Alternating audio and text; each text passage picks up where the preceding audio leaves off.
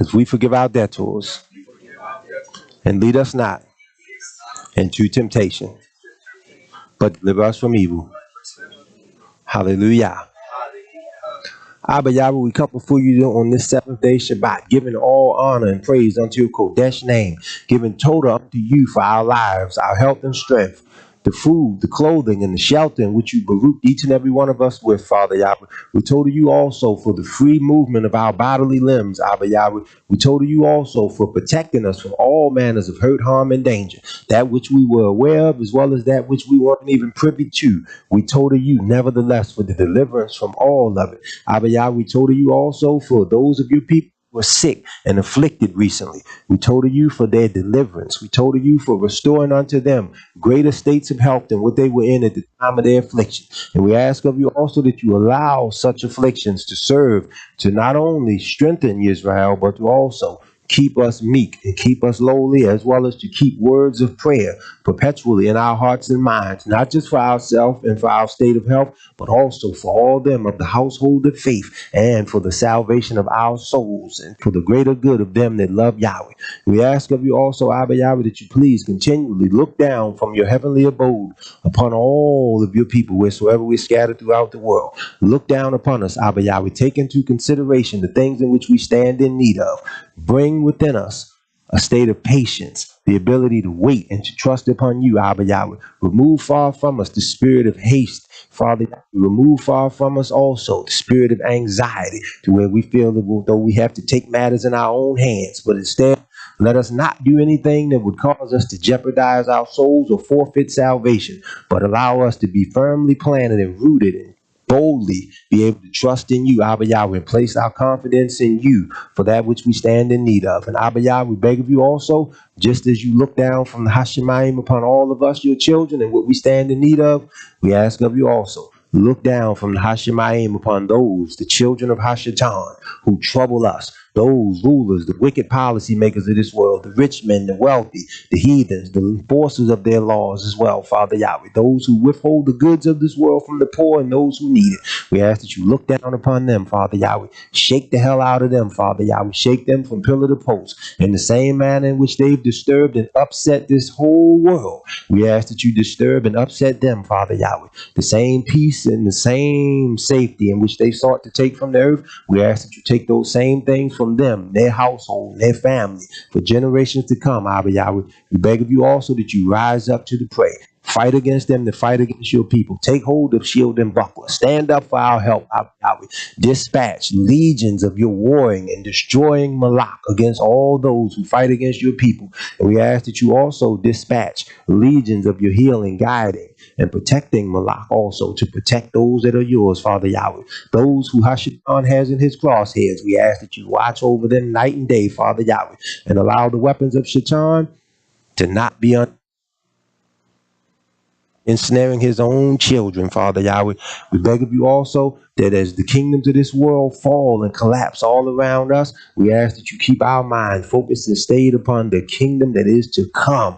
Father Yahweh, as the rulers of this world fight and bite and devour one another, we ask that you allow them to do so, Father Yahweh, and allow Israel's eyes to be focused and stayed upon him who is called the King of Kings and Ruler of Rulers. We beg of you, Abba Yah, that you please baruch your messengers. Fill them with your Ruach HaKodesh. Fill their mouths with not their words, but your words. Let them declare unto us what thus saith Yahweh. And we ask also that you place within your messengers a warrior's ruach as well, Father Yahweh. Drive far from the midst of your people, Israel, the spirit of fear, but place upon your people the same fighting spirit that was upon King David and all of his mighty men in these latter days. And we beg of you also that you please, Abba Yah, protect all of us, young and old, especially at this heathen's time of the year where they celebrate their holidays. Protect us from burglaries, robberies, break-ins, all sorts of home invasions, burglaries, fires, and any other things that will seek to disrupt and upset the quality of life of your people. Abba Yah, we beg of you also that you please wash us clean from all of the defilement that Hashatan would use to corrupt your people, whether it be drug addiction, alcoholism, substance abuse, fornication, adultery, idolatry, wickedness, rape, molestation, and any other traumatic experiences in which your people may have had to deal with in this lifetime. We ask that you wash us clean from all of those past traumas, Abba Yahweh, and also wash us clean from fraudulence and hypocrisy, and make us more and more real and draw us closer and closer unto you in these latter days, and protect us from all of Hashatan's chemical and biological warfare that he will seek to utilize against your people at this time of the year. Abba Yah, we ask all of these things and much more abundance, ever so humbly of you. In the name of Yahshua HaMashiach, we pray. Hallelujah. Dear family, feel free to take your seats. Again, as always, with each and every Shabbat, it's a great honor and a pleasure to be standing here, not just before you, but also to be sitting here with you in the Bayat of Almighty Yahweh. I want to open this portion of our Shabbat observance reading a portion of Ezekiel Chapter 14. And I'm going to start here at Ezekiel 14, verse 6. Therefore, say unto the house of Israel, thus saith Yahweh your Elohim, repent and turn yourselves from your idols, and turn away your faces from all your abominations. For every one of the house of Israel, or of the stranger that sojourns in Israel, which separates himself from me, and which sets up his idols in his heart, and puts the stumbling block of his iniquity before his face, and comes to a prophet to inquire of him concerning me, I Yahweh will answer him by myself. And I will set my face against that man, and I will make him a sign and a proverb, and I will cut him off from the midst of my people, and you shall know that I am Yahweh. And if the prophet be deceived when he speaks a thing, I Yahweh have deceived that prophet, and I will stretch out my hand upon him, and I will destroy him from the midst of my people Israel, and they shall bear the punishment of their iniquity. The punishment of the prophet shall be even as the punishment of him that sought unto him, that the house of Israel may go no more astray from me, neither be polluted any more with all their transgressions, but that they may be my people, and I may be their Elohim, saith Yahweh. And the word of Yahweh came again unto me, saying, Son of man, when the land sins against me by trespassing grievously, then will I stretch out my hand upon it, and I will break the staff of the bread thereof, and I will send famine upon it, and will cut off man and beast from it. And though these three men, Noah, Daniel, and Job, were in it, they should deliver but their own souls by their tzedekah, or their righteousness, saith Yahweh Elohim. And if I cause a noisome beast to pass through the land, and they spoil it, so that it be desolate, that no man may pass through because of the beast, though these three men were in it, as I live, saith Yahweh, they shall deliver neither sons nor daughters. They shall only be delivered, but the land shall be desolate. Or if I bring a sword upon that land and say, sword, go through the land, so that I cut off man and beast from it. Though these three men were in it, as I live, saith Yahweh, they shall deliver neither sons nor daughters, but they only shall be delivered themselves. Or if I send a pestilence into that land and pour out my fury upon it in blood to cut off from it man and beast, though Noah, Daniel, and Job were in it, as I live, saith Yahweh, they shall deliver neither son nor daughter. They shall but deliver their own souls by their righteousness. Israel, with that being said, let us all do just what the apostle encouraged us to do in Philippians. Let us work out our own salvation with fear and trembling. Let the deliverance of all of us from the devices of this world be our primary focus, so that in the day of judgment, we can be presented before Almighty Yahweh's judgment throne and see his face in peace, to have him say unto us, well done, my tub and faithful servants. At this time, dear family, I present to you Zakane Dawid ben Yakinhanan Sr. Let us receive him by rendering unto Almighty Yahweh the highest form of praise, which is hallelujah.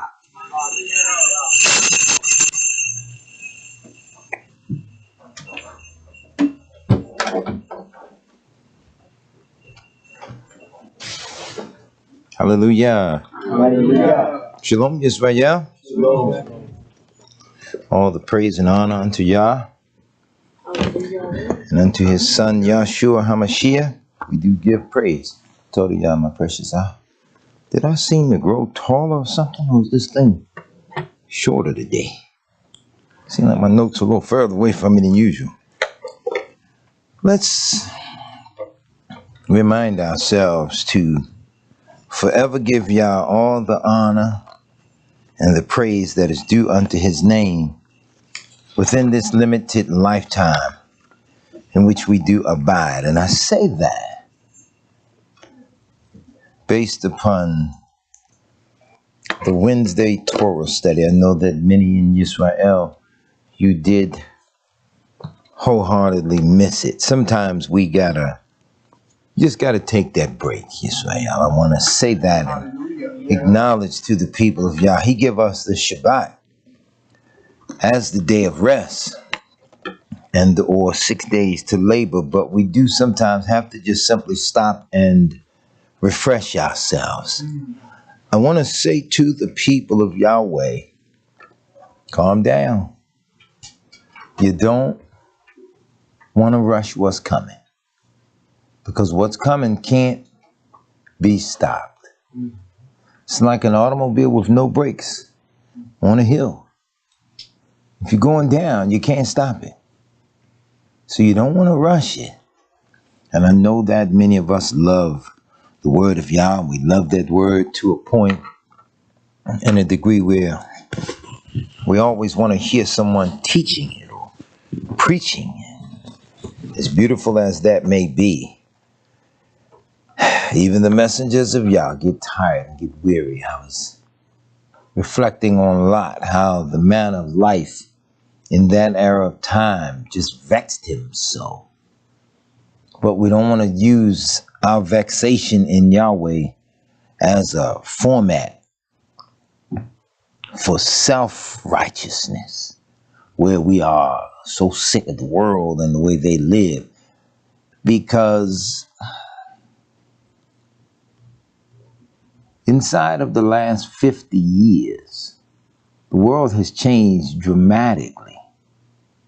And Israel has not prepared herself for what comes after this changed world is fully set in place. Now, I want you to pause and think on what I'm saying for a moment.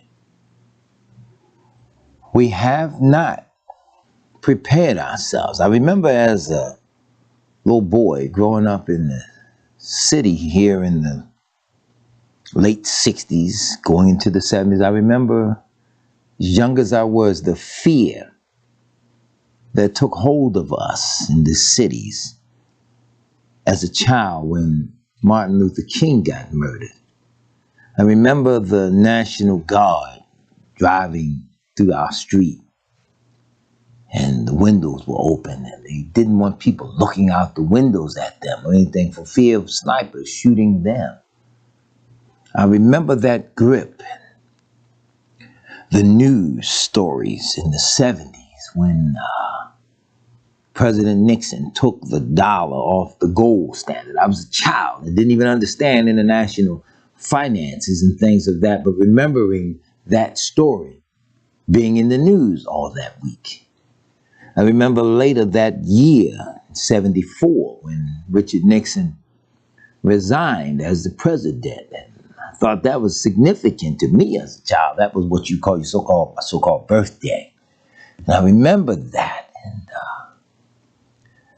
coming into the 70s and 80s, as I grew older in the 90s, reading the works of some of the most powerful men on the planet, as they discussed how in the 60s, all around the world, people were uprising and fighting against the global powers for their freedom and independence. And their books and confessions in the 90s acknowledged that they had almost lost complete control of the world. Whatever it is that people say they're after, they almost got it and didn't know what it was that they were after. And having studied this, especially for the last 33 years or better, I draw the conclusion that humanity can't know what it is that they both want and need until we fully come to know Yahweh. See, all the nations were clamoring for their freedom, especially the African nations in the 60s. They were sick of white racial supremacy and domination. Having obtained their so-called or supposed freedoms, they've done no better, because we cannot do this thing without Yahshua. So unless we understand that, anything that we're fussing or fighting for cannot possibly be in our best interest unless we put Yahweh, Yahshua, first. So I say to Israel, calm down.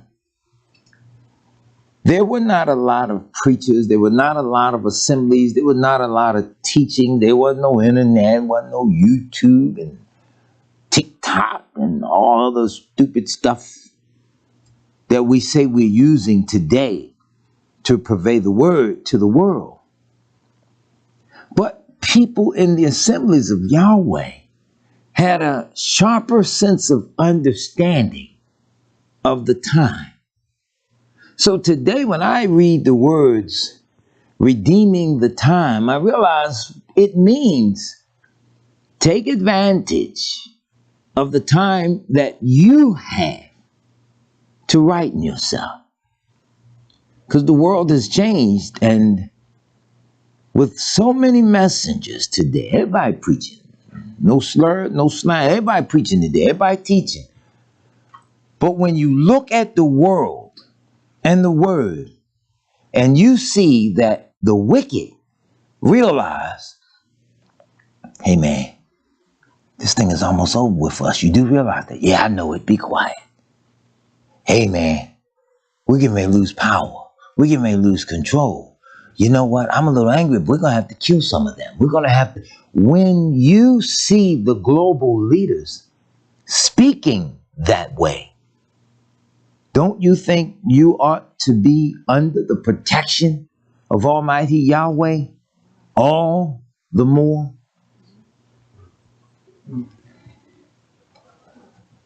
I can only imagine as far as the limitations of my mind and your mind can allow us. We can only imagine how Noah felt when it really hit him that Yahweh was using him and with him all along, so that there was no one left but he and his family. That's the most profound relationship to be in. And yet it left him no bragging rights, because none of us have any power against Yahweh. So when we know that we are Yahweh's chosen ones, we don't have exclusive bragging rights in no area of life except one. And we never use it. You know what that one area is?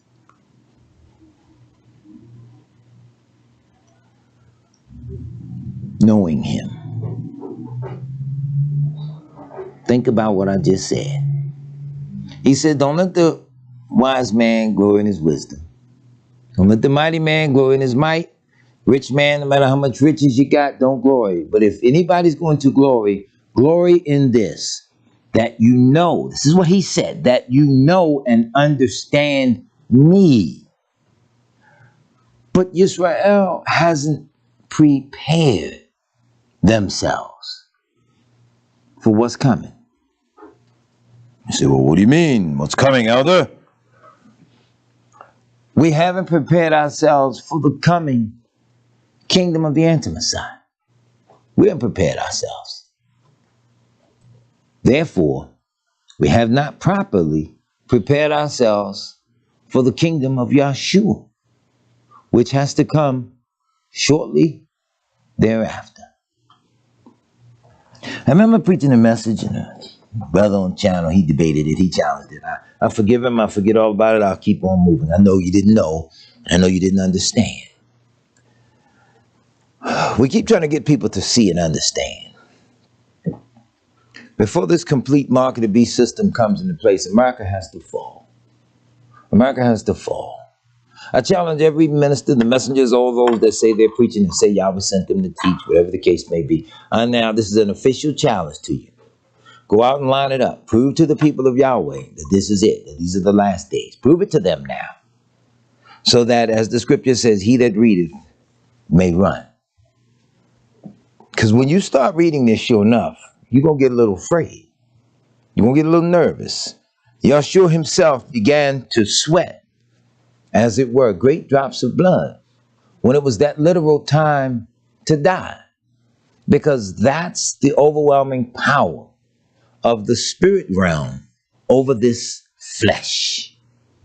And yet he had to go through that to demonstrate to you and I just how strenuous the spiritual conditions of this earth will be upon Yahweh's people. It's one thing to talk spiritual things, scriptural things, but it's a totally different realm when you live it and you operate within the guidelines of it so well that you realize you have no alternative but to calm down and wait on Yahweh. And you are resting assured that he will deliver you. Many in Israel that are naming the name of Yah are going to be gravely disappointed as these things go on, because some are going to have to simply die for his name's sake. But let's put these definitions of these deaths in the proper context. Some are going to die, and Yah's going to allow them to die because they were not right and they did not get right with him. So then they just die. They have to get up and they have to face Abba Yahweh in the condition in which they were last alive. Then there are others that are going to die simply for his name's sake, that they might be tried, that they might be purified and are able to make it in. This is not a game. This is not something that people can just grab hold of and then in a few months' time they running, talking, teaching. Some of this stuff sometimes you spend years working on. How long was Noah preaching before the waters came? How long was he building before the waters came? Yet the world discounted him, that he was a crazy man. Yet Yahweh was using him the whole entire time. And he knew it. And yet he really knew it. And all that were alive in the earth, when that water began to rock that ark, and every living soul that was even in that ark thought that it too was going to die. Where were the bragging rights? Where was the wealth? Where was the YouTube? Where was the TikTok? Where was any of it? At the end of the day, it's about knowing whose we are and who we are. This is why I say it's time for y'all's people to really calm down now. Because sometimes messengers of y'all got to stop. They got to get themselves together too. They got to catch it, then they got to look around. They got to be completely focused. Everything just can't always be talk. I'm telling you all right now, I'm brokenhearted with us as the Israelite community, because now it's almost as if Israel is turning this YouTube channel into the same thing the listeners of WOLB did. They just want to hear you talking. They just want to hear you saying something. Doesn't matter how deep or how serious it is. It's deep and it's serious to them at that precise moment. But once the broadcast goes off, it's right back to business as usual. Who's preparing? Who's preparing? Some things require preparation and quietness sometimes. You understand? And we don't know. I came home the other day from work and something real interesting transpired that I had never thought about until just now. Came home, talked to my Isha, my daughter, my grandchildren, they just all talking. And my Isha says to me, "You hungry? You ready to eat?" She said, "I made this, that, and the other today." I smelled none of that when I walked in the house. You know the smell of food when someone's cooking and other. I didn't smell any of that. But the preparation between 5 a.m. and 6 p.m., when I came back in the door, somewhere in that time frame, all that preparation had quietly taken place. And as I got in, there was not a clue that such an awesome meal had been prepared for me, because there was the smell of no spices, there was no aroma, and there was nothing but just the natural scent of the house. And as I sat here and I thought about that, I said, that's what's happening with Israel now in that time that's mentioned in Scripture when Yah's word says that there was silence in the heavens for about the space of half an hour. Something was happening. But because no one heard it, or because no one understood it, because no one saw it, they didn't catch it. I talk with people all the time, and I'm going to tell you something that I'm learning to do. I wish my father was just alive just long enough for me to just simply say one statement. It's, Dad, I caught it. I caught it. My father could listen to people, he could talk to people, he could interact and do whatever. And in a moment's notice, he could just shut down.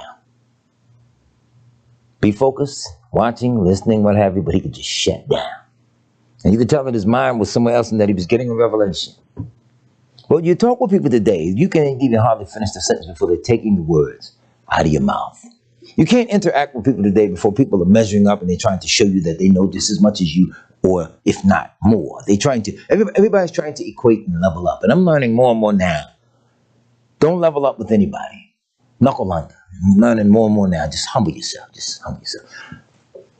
I was looking at something yesterday, and I talked to you all about certain things that happen at work. When I'm at work, my mind is on the sanctuary. Dear daughter of y'all asked me last night, she says, okay, how was your week?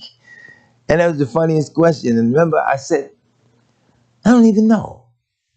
Because I was so busy trying to rush it, get it over with, just to be here with you all, my family. And I really forgot everything that had happened in the week, but I remember one particular incident that just kept happening every day. And everybody kept pointing it out, bringing it to my attention. We were loading the material, putting it on the trucks, we tore down the house, trying to load it, and backing the trucks in, giving them directions, stopping them right where I need them to stop. And the operator hitting his horn, back up, back up. So I tell the driver, back up, back up. The driver would back up, and he would let him back up 2 inches, then stop. He did it every time. In other words, he had to have the final say-so. He had to have the truck precisely where he wanted it, just so he was the one in charge and not me. And the driver kept saying, he's crazy. He says, I come in here and I can never put it where he needs it. It's always, I stop, then he always got to move me 2 inches. He said, it's never a foot, never 3 feet. It's always at least 2 inches. I said, yeah, I noticed that. I thought it was just me. And I let it go all week until yesterday when I rebuked him. And I realized something. See, that's how people, they have to upstage the messengers of Yahweh.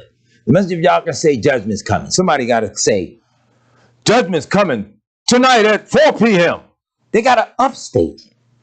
They got to upstage you as the children of Yah, at your jobs, your neighborhood, wherever, no matter what you do. They got to upstage it, because this is what Shaitan has always sought to do to Yahweh. So the entire spirit of Shaitan works in all things, no matter how small, no matter how adverse, no matter how obverse. It's got to upstage it. So we as the people of Yah have to be humble enough to let it blow over. And it's a wonder why my father wouldn't address people. Sometimes people would say little things that was really offensive, where sometimes you and I, in the flesh, we'll set people straight quick. But the old man let it blow right over. He paid it no mind, because it was a spirit. And if you didn't give that spirit any energy, you wasn't feeding it. If you say, I'm going left, and the person said, well, we need to go right. You don't have to say, well, I said I'm going left. You don't have to say it. You just go left or right, whoever it is you're doing. You don't have to state it. And I'm bringing this up for a reason. Because everybody wants dominion over something, just to get in the slot and mess it up. That's what Deacon mentioned last night in the message, how the spirit of the Shaitan will trying to bust up an assembly, bust up a congregation. And I thought on that. For little assemblies today, there is a multiplicity of people that now use the name of Yahweh. But they're not as effective, or they're not as organized as they were 50 years ago, when they were far less. And they're not as effective then as they were maybe 100 years ago, when they didn't have permission to gather and do the things that they did. But we were such a prayerful people. And we can go on and on. We go back to the days of Yeshua and the apostles. We don't pay attention to life. Have you ever observed the Old Testament versus the New Testament? Today's message is entitled, Be Watchful, with an exclamation point. Have you ever observed how nobody was bringing their children? I'm not saying these spirits wasn't around. I'm saying, you ever observed nobody was bringing children to Moshe and Aaron to cast the devil out of their children?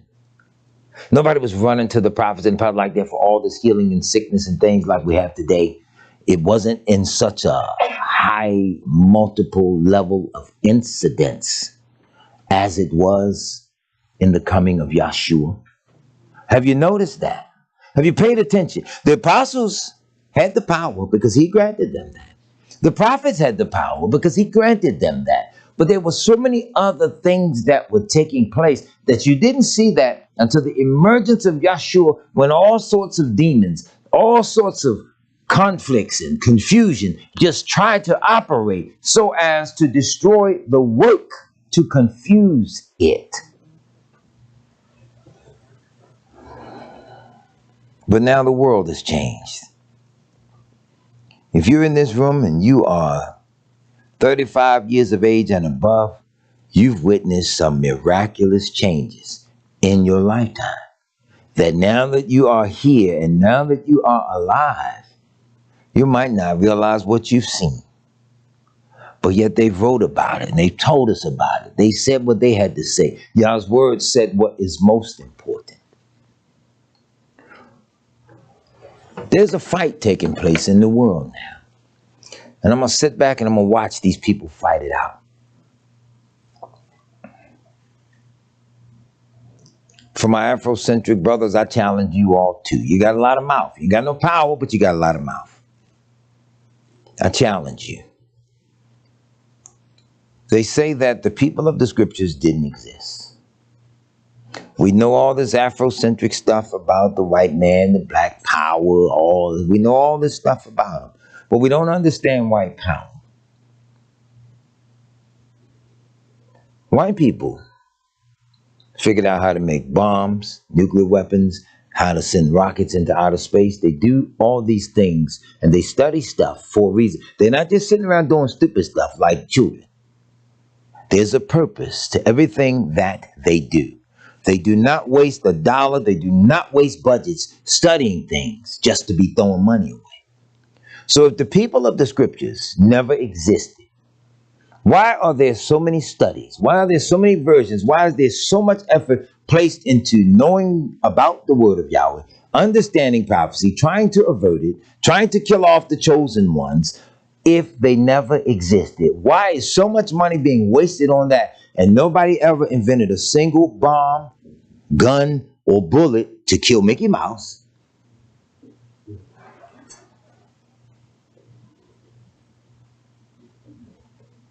If you say the people of the book never existed, let's put them in the same category with Mickey Mouse.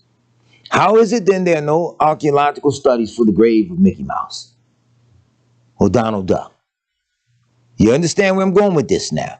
They don't study that because they know they conjured that up.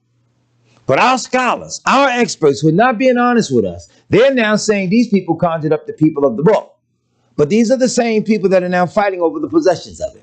There's a fight going on between Rome, the United Nations, European Union, the state of Israel, and Palestine, fighting over control of the Kodesh records, the Kodesh vessels, all the things that Yahweh said, the precious things of my house have they taken and carried into their temples. Now they're fighting over this because they're waiting for somebody to take control of Jerusalem. Then they got to unveil. Look, we got the scrolls. We got the drawings, we got the holy cups, we got the vessels of the priests, we got all these things. But we got a bunch of black idiots running around in Afrocentric clothes and garments telling us that the people didn't exist, but yet they can't get a prayer through to Ra to tell them when this is going to be over with. Set hasn't said a damn thing about it. ISIS is just ISIS. Ma'at, whatever they serving, is failing, and they're too damn dumb to even see that it's failing. They don't even see it. I'm going to say it again. Rome, the UN, Palestine, Israel, all of them fighting over the records. All the stuff that they got, the golden cups, everything. They say the Vatican got all of it. And they ain't turning it over until the rightful person steps up on the world stage. Why do you think they're saying that? So we have some highly intellectual idiots that we listen to. Need I name them? Ashwar Kwesi. What's the one he took the shot and died? Renoka Rashidi. Right. He went and got vaccinated. Died. Dr. Wilson, she's gone. We're not going to disrespect her anymore. We're not going to disrespect any of them. But I'm just going to be bold with it now. They're all opposed to Yahweh. But all these Afrocentric gods didn't deliver none of us. And the white man ain't afraid of none of them gods. But for some reason or another, he feared Yahweh's people. People who didn't exist. And the people who didn't exist, who are now awakening, we in such a hurry to keep having messengers talking to us, because it comforts us. The comfort comes through Yahshua. He said he would comfort us by sending us another. And that other comforter is an indweller. It ain't got nothing to do with you two. It ain't got nothing to do with the charismatic nature of whoever is leading. It is about Yahweh Yahshua. If we do not lift them up, we have no hope. But everybody preaching, everybody teaching, and you're misleading Yahweh's people. They're going to pay for that. Going to pay in the worst of ways. Because to just take a break from Wednesday wasn't even tired per se, just spiritually drained, trying to regroup, because the conditions that we face are heavier than most of us realize. They have changed the world. I got some stuff I want to read, a couple of quotes. I got some. I don't just buy any book. I get material where Yahweh has blessed me. I'm watching the most powerful men on the planet. I'm watching them from two sociological standpoints. The standpoint of what they say and desire to happen, and the standpoint of what it is that they are actually doing. Okay? I'm watching from what they say and desire and what they're doing. And then I compare it to what the word of Yahweh says. And I draw the conclusion based on what Yahweh leads me to say unto his people. Now, if everybody's saying Yahweh lead them, then one thing I've learned, we should all be saying the same thing. If they're wrong and I'm right, we're supposed to be saying the same thing. If I'm wrong and they're right, we're supposed to be saying the same thing. And there ain't supposed to be no fighting. Ain't supposed to be no infight, because we have one Yahweh. He's not divided. We have one Yahshua. He's not divided. Men want to be seen. There come a time when you don't want to be seen. You hear me? So I have this operator. He's loading the trucks. He's just excavating. He operates. You don't sign no paperwork. You don't direct nothing. You just get the trucks loaded. He's got to be seen because he wants to be a person of power and authority. So if I stop a truck here, he's got to have a move just 2 more inches just so he's the one that had the final say-so. And this is amazing because as it was going on, Yahweh was allowing me to see and understand that's how our minds are operating in the world today. We got to be the one to know it all. Well, damn it, if you know it, jump on out in the front. Tell Yahshua, take a chill pill because I got this now. I know. Tell it to him. Get on out there. Those of us that know and understand, we want to be like the apostle said. He that is coming, I'm not even worthy to unloosen his shoe. He must increase and I must decrease. We got to learn that as Israel. We don't want to go through none of our trials, none of our tribulations. And I'm going to tell you all, Israel, sometimes you all are crying and you are pushed to the point of tears, and it seems like Yahweh don't move for you. Sometimes Yahweh don't move because you still really ain't ready.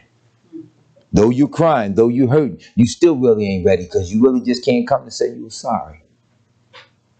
You can't do it. A brother called me early in the weekend.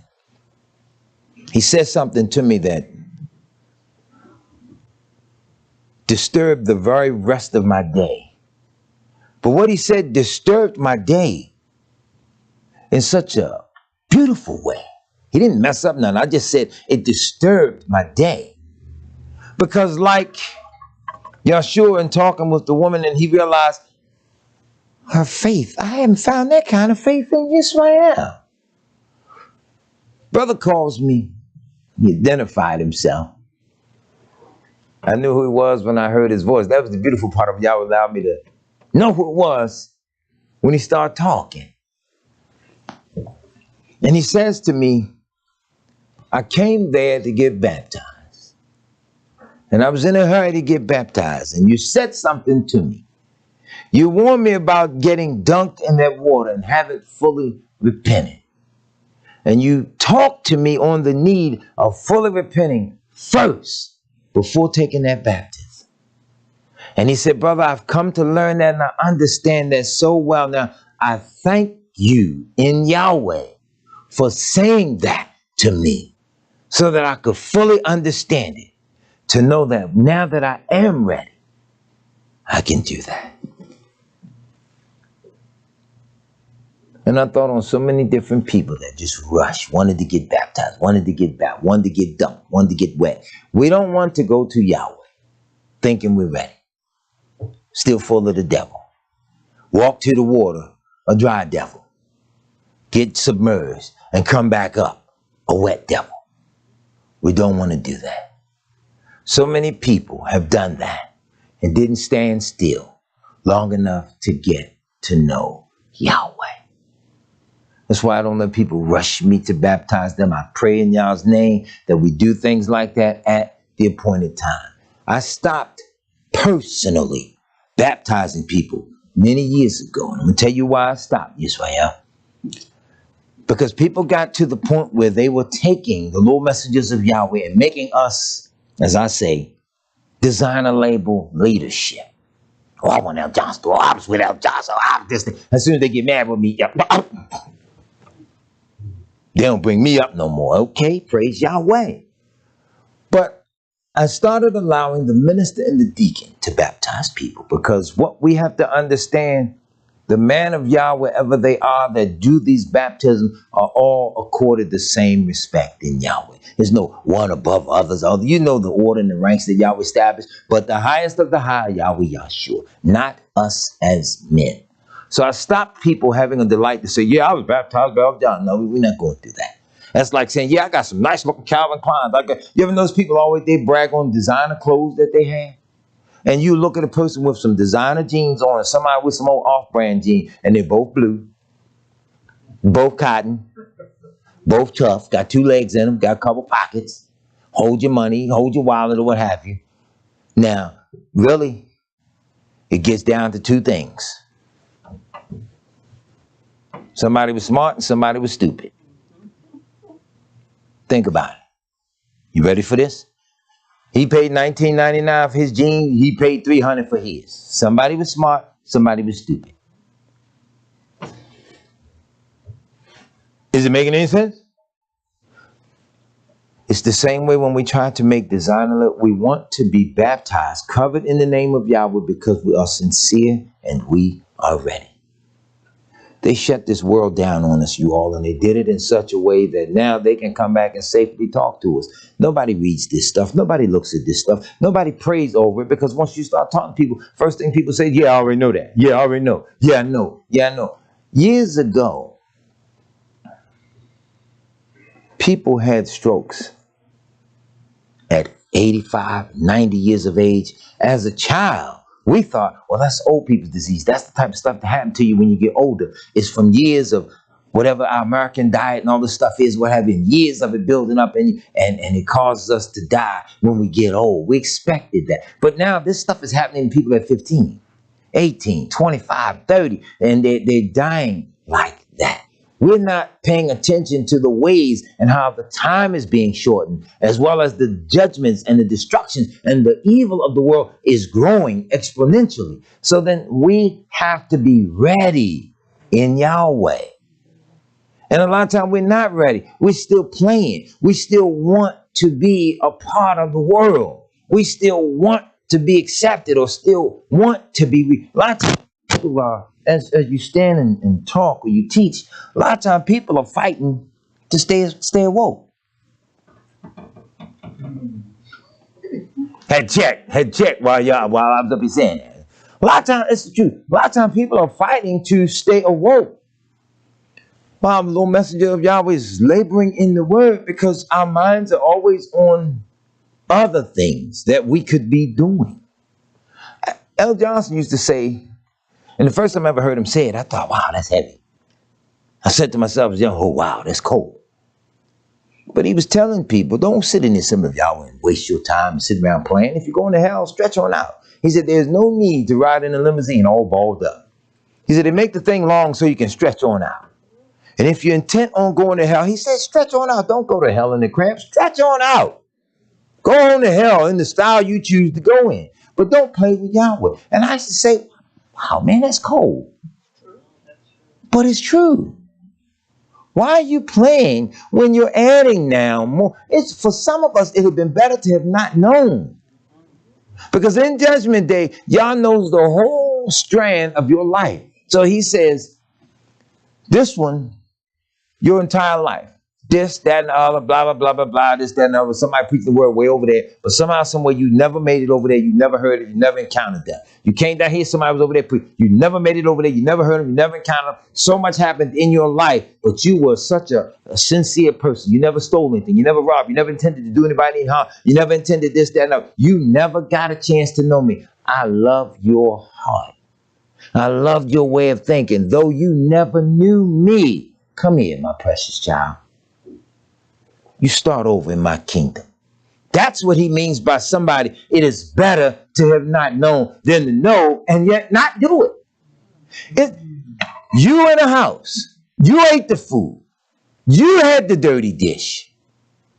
You are responsible for washing the plate and putting it away. Right? Don't blame the damn mouse. When he show up, he in the wall. He go from house to house. He just happen to smell something. Wait a minute, hey, is that spaghetti? He come out the wall now. Cheese, wait, what? They left this for me? You know, and this ain't a bad looking house. Got carpet? Okay, got 2, 3 little children. That's a meal. Okay, children leave crumbs. Now the mouse thinking all of this. So he take up residence. Do not get mad at the mouse because you didn't wash the plate. He showed up to eat. Right? So when we show up for Yahweh, we have to clean up our vessels. We have to wash it. Yahweh don't have to wash. Clean yourself up as you come to him. And then you can calm down. Am I correct? We're in such anxiety because we really don't intend to do it no way. And somebody just got to tell us straight out the gate, you don't intend to do it. And sometimes the way the word comes down is so hardcore, we don't want to hear it. We want lies. Okay, well, check this point out. Here's what the scripture says about lies. Let every man be a liar, and let Yahweh be true. Now, that does not mean go and start lying. That ain't what that means. It means if we're going to have an argument or fuss and a fight over any of this, then I'm counting the whole world as a liar. I, Yahweh, am true. Therefore, we can search his word and find out now what to do. Make sense? That's what we got to have to learn as a people. So we can't blame Yahweh. I've been praying and he ain't answered. Yeah, but you're still smoking. Well, I've been going to the temple and he ain't there. Yeah, but you still fornicate. Or you have the heart of a liar. Or you're a murderer. Or you're a thief. You got some things you've done. You don't think you've done wrong. So you've never felt the need to become sorry for that. But at a moment when a trial hit, now you want to cry. Now you want to pray. But they're crocodile tears. You hear what I'm saying? Yahweh knows. He knows every one of us. That's why David said, my sin is ever before me. Meaning, Yahweh, you know what I've done. You know. And I also know that you desire truth in the inward part. Meaning, you really want me to be true to myself. You want me to admit now, you know you play. Remember that joke that the comedian told about Leon Spinks? How Leon became heavyweight champion of the world? I forget the man's name, but he made a joke about Leon. He calls himself mocking Leon Spinks. He said, yeah, I was sitting around the house talking to myself one day. And I said, self, huh?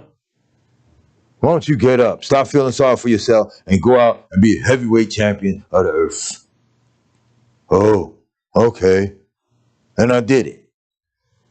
He didn't mean it in that sense, but he meant be true to yourself. You know what you've done. So when you go to Yahweh sincerely, now you can get the desired result. It's difficult talking to people today. We're just in that era of time now. As I said before, I'll say again. Now I understand why Elder Johnson was shut up on people. He was shut down because you can't tell people. Years ago, it was the older people, 50, 60, 70 years apart, where the generations could not relate because times had changed. Now, times have changed so rapidly, you can be 10, 15 years apart. And you cannot communicate with them now because we now have the age of the instant know-it-alls. Everybody knows everything. So you don't have to preach because as soon as you start talking, oh, yeah, I know. Yeah, I know. You can say, well, we need to do, yeah, I know. Yeah, I know. Well, people give advice. They give counsel on issues that are outside the possibilities of their realms of having experienced it because you're too young. But they think they already know. So sometimes, just like scripture says, you have to let them alone. I did the crane operator that way. He needed the truck right where he needed, because he needed to be the one giving the authority. And I ain't have a problem with him doing it. Till yesterday, when I really got fed up with it, and I rebuked it. And I let him know. If 2 inches makes a world of difference to you when it comes to you loading them trucks like that, you can't do it. You're stupid. I didn't use no other word, but you're stupid. He frustrated every driver that came in and out, and I observed everybody's reaction to it because I was now learning something. And what I was learning was that power, no matter how small, is what most people are after. When the reality is, Yeshua said that we shall receive power when the Ruach come upon us. Once the apostles were there in Jerusalem, he said, stay there 10 days. He told them, tarry a certain day, you shall receive power. They didn't get it a day before. They received it, and they had to go on and do the work. People want power today before they even do the work. Be watchful, because stuff is changing on you. And it's changing in ways where they ain't going to tell you that it's changing. And it's changing. Let's go to the book of Luke chapter 21. And let's pick up right around the 29th verse. I want you to hear what Yahshua says now. And he spake to them a parable. Behold, in other words, look at the fig tree and all the trees. When they now shoot forth, you see and know of your own selves that summer is nigh at hand. So in certain ways you look at stuff, you see it, you know summer is at hand now. You notice that? Have you paid attention? We have perennials I planted outside our house for my wife and granddaughter at the time. They're very beautiful. They come back and die and come back and die every year. Right around the spring season, they come back. They're very beautiful. They're falling away now. They're dying out. They're dead and everything else. But I come out the door. What was that, last Shabbat I showed you that? No, that was last Wednesday, that weed. What you talking about? Yeah, I remember the weed, but there was one flower. Remember the one on the right? The pretty purple. And I said, look at this. Look at this. It's blooming. It's blooming. It's fighting. It's over. Its season is over. But there were 3 of them. Pretty purple. Just blossomed. Here it is, the first week of December. And I showed that to Maisha. I said, look at them. They're still fighting for life. Everything else around it is dead. But those, they're so pretty it almost looked artificial. Times have changed. The shift, everything now. So that if the flower doesn't know the season, you know that humanity doesn't know the season. So then you know Israel should know the season, but does not know the season. We know that the world does not know the season. We're putting no difference, as Yah says in his word, between the clean and the unclean. Between the Kodesh and the unclean. I heard a man say this. It's not disrespecting. This is just something that I heard. It was the stupidest thing I heard. But again, when you think you know more than Yahweh, we'll say things like this. I heard a man say, well, I've been in the truth for about 4 years. I've been in the name 4 years, but I've been in the church all my life. So I'm still reading the Bible. I still know the Bible. So I'm like, well, now in the church, they don't teach you this. In the church, there's no order for Yahweh's house. The way that the house should be ordered. You're not going into any of the assemblies of Yahweh. Correction. The majority of the assemblies of Yahweh have an order that we have to abide by. And in that order, we have to teach you certain things. Those certain things lay out specific behavioral patterns and processes that they do not deal with in the church. So you can't take the filthy ways of the church just because they have the Torah in there. They got Torah in the hotel. But what they do in the hotel room, they go right there and fornicate. So now because the book is in the room, that don't make the room Kodesh. Okay? So now because the church was handling the book, don't mean that the church was dealing in the truth. Okay? One of the biggest churches here in Baltimore had the 12 tribes of Israel lined all up along the walls, written the names in Hebrew and in English. Got it in there. Ain't teach a single commandment. Ain't telling people none of them from them tribes. Just had it up. So you can't take Yahweh's word and then compare what the world did as it masticated Yahweh's word and not put a difference between the clean and the unclean. You can't do it and then say Yahweh sent you, because those types of things are telltale signs. I'm bringing it up because Israel don't understand spirits. And as Deacon said last night, how spirit will seek to divide an assembly. Seek to divide. You notice now how, I'll say it again, in the age of Yahshua, all kind of demons were attacking people to a point and degree where they knew something was wrong. They had to come to him to get prayer. They disrespected Job so badly, Yahweh wouldn't hear their prayer. And they couldn't get a prayer through until they go to Job. They couldn't be healed until they go to Job. And if Job prayed for them, Yahweh moved however he prayed. Are you hearing me? Now, I say this for Israel because, see, we have a relationship with Yahweh. Whereas when we get bragging rights, we don't exercise the bragging rights. When we don't have bragging rights, then we're trying to brag. I had a man who wished COVID on us because we were here worshiping Yahweh, wanted COVID to strike us, wanted us to die, all this other stupid stuff. Evil. But when Yahweh struck the man could find the man of Yahweh. And what was his words? Well, I call you because I know you are a righteous man. And I'm thinking, no, hold now. You wanted our whole congregation to be struck. You wish that evil on us. But now y'all were on your trail. And I wouldn't give no counsel. I just listened. But I wouldn't counsel. I wouldn't give up, not a bit. Because I remember you disrespected Yahweh. You disrespected Yahshua. You mocked him in such a way where I wasn't allowed to pray, but to just stand still and see the reward of an enemy. I'm bringing this out because it didn't give me bragging rights. Ha! Y'all with me. I know I'm chosen. I know. No, it caused me to remain humble now because I see Yahweh working on you, whereas you didn't believe in him, but yet you got all these spirits, all these African art, all this stuff you pay homage to. Bow down before one of them and get healed. And I watched that. But I kept myself clean. Like David said in the psalm, I will behave myself wisely and in a perfect way. See, Yahweh ain't dealing with everybody. And Yahweh's not. See, this is why sometimes people go after you, Israel. I keep saying, we can't befriend everybody. Sometimes you got to pray and ask Yahweh, take what they did as an affront to you. Though they did it to us, no, you got to ask Yahweh, take it personal. They meant it against you. We were the only thing standing in the way. They couldn't direct it at you. So I'm telling you, these are things we have to watch now, because you can't be friends with everything and or everybody. You hear me?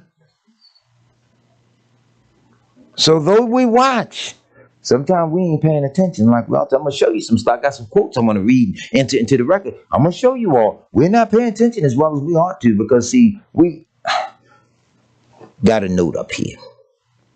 Read this to you all. I just wrote this down myself. If you are alive today, anybody alive? Yeah. Prepare for the fall of America as if it were tomorrow. But what's coming behind it is nothing less than the kingdom of the anti-Messiah. Now, I've been saying all along, America has to fall before the mark of the beast as the system comes up. I've been saying it for the last 25 years or more. Most of you didn't know me. I've been saying it. We got CDs, cassettes, and other stuff. This stuff is public record. It's been circulated. Different ones have it. Been saying it because that's what they were teaching as a child. We've read it. We've studied it. We looked at it. Yahweh blessed me to go a little bit further than the elders that taught us to go. He blessed us to go just a little further. We're not better than them. Scripture tells you the student is not above his teacher. It is enough that the student be like his teacher. See, today you teach people stuff. Next, you know, they equal with you. They comparing. They're measuring up to. I got 30 you. I got that. Well, it's not always the case. Okay, it's not always the case. So, like the man I'm telling you all, the crane operator, he got to get the last say. Sign the paperwork. Direct them where to go. Tell them what's to be, because what's in my head and the instructions I got, you don't know everything I know. Just as you operate the machine, I won't tell the people I can operate the machine. I don't say nothing. But that's how people are. They need to know more than you know. And at the end of the day, they never stop to think, okay, yeah, I do know more than that person. Now what? Do they get more on the check? Do they grow another inch in stature? Do they gain another pound? Do they glow brighter than they were glowing? So with all that, the vanity of man, the whole world wants to be above Yisrael without following Yahweh's instruction. Yisrael wants to come out of all this that we're in without following Yahweh's instruction. And the thing is sinking fast. And people that are right around us on a daily basis cannot see it. I know the assemblies of Yah, there's this assembly. I done listened to 3 different elders condemn this brother. They won't say nothing to him. I don't say nothing to him either. I don't say nothing to him because I knew he was phony since he was a child. But he's a bishop now. He done went and got some cardinals to help him do some stuff. So he's Hebrew. He done hooked up with the bishops and the Catholic. He want to be a young bishop. Can you imagine that? So-called Hebrew. But see, the assemblies of Yahweh, they won't say nothing to him. I'll damn you. I'll hit you all over your head with Yahweh's word. That foolishness you doing, young blood. You're a young coward. You're destroying souls. Your hands are bloody. You see, the assemblies of Yahweh, they won't say nothing to him. I would see him every time he see me. But the same, oh, let me get your phone. Oh, man, come on, big crap. Every time you ask for him, you ain't going to call me. What I'm going to give you your number for? I shut him right down. I don't believe in playing.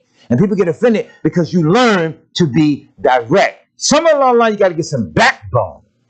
Whether it's in social conditions, whether it's in life, whether it's on the job, wherever. Somewhere along the line, y'all you got to get some backbone. To be meek doesn't always mean be weak. That's society imposing that upon us. You hear what I say? We don't understand that.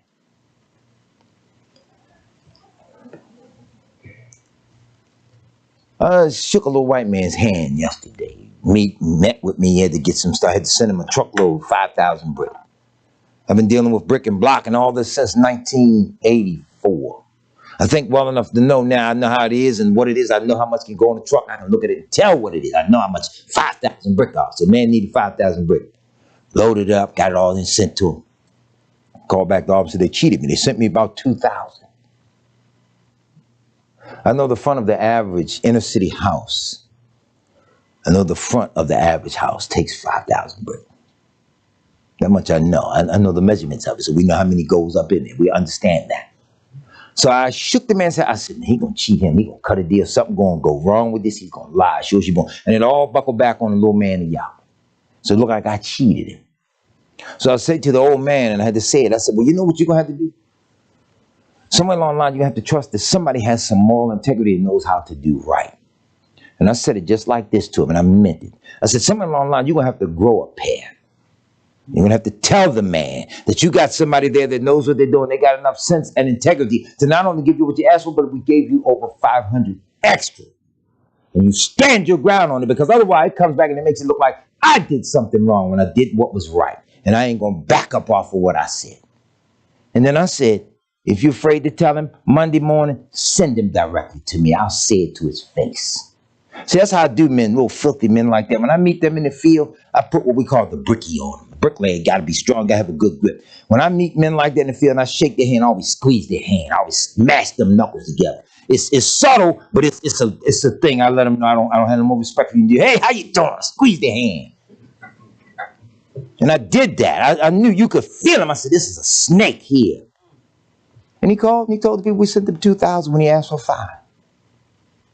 So it fell back on me. It looked like I cheated him. I had no need to cheat you. That's the way the European world works. We're going to cheat you. We're going to lie to you. We're going to steal from you. We're going to do everything. And we're going to be righteous. You're going to be wicked. There's a woman. I forgot your name. But obviously you got my name from this channel right here. And I'm going to send a strong message to you. I'm not going to discriminate against any people based upon color. But I ain't going to stand in deference to you, have any respect for you based upon color either. We've had enough of that. You send me a friend request, and you use the name of Yahweh, and you declare yourself as a daughter of Yahweh. Nobody sends me requests on their social media, and I just accept them. I always go look at people's page, and I go look at the crap you got up there, or what you're into, whatever, because what you post, your pictures, all that stuff, it's a signal. It says a lot about you. So when we read through, we see where your mind is or where your head is. So you claim to be a daughter of Yah, but you got them pictures of those witches and them pumpkins and that little bathing suit and that witch hat and all that other.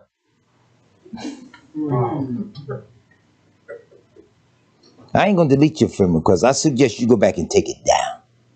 Because I don't want to be affiliated with you like that. I don't care about you being a little white woman. I don't care about you serving Yahweh. You get rid of that witchcraft and that harlotry and all that other stuff. Don't approach me like that. Because I'm not to be played with when it comes to that. We're after salvation. And you all that come to Yahweh, you ain't going to push us around. Damn it. We'll fight you to the death with the truth of Yahweh's word. Yes. Don't come with that crap and giving yourselves Hebrew names. Yah says to the Gentile nations that if they obey and come before him, he said, I will give you a name better than that of sons and daughters. But taking Hebrew names upon yourselves, you are hypocrites. I don't need the friendship because you get your feelings hurt. I'm telling you, I don't like that. Our men have been murdered. They've been killed. They've been hung up trees because of little white women like you, because you play them little damn games. If you're going to stand up and serve the Most High, you serve him. Nobody can stop you in that. But all that old fanciful flirting and thinking you're dealing with a man that's in the spirit of whoredom or not in his right mind in Yahshua, try me. Try me.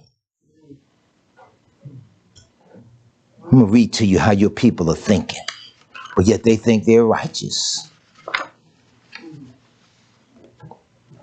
The world has changed rapidly, and Israel as a nation in captivity has not made themselves ready for the real changes to come.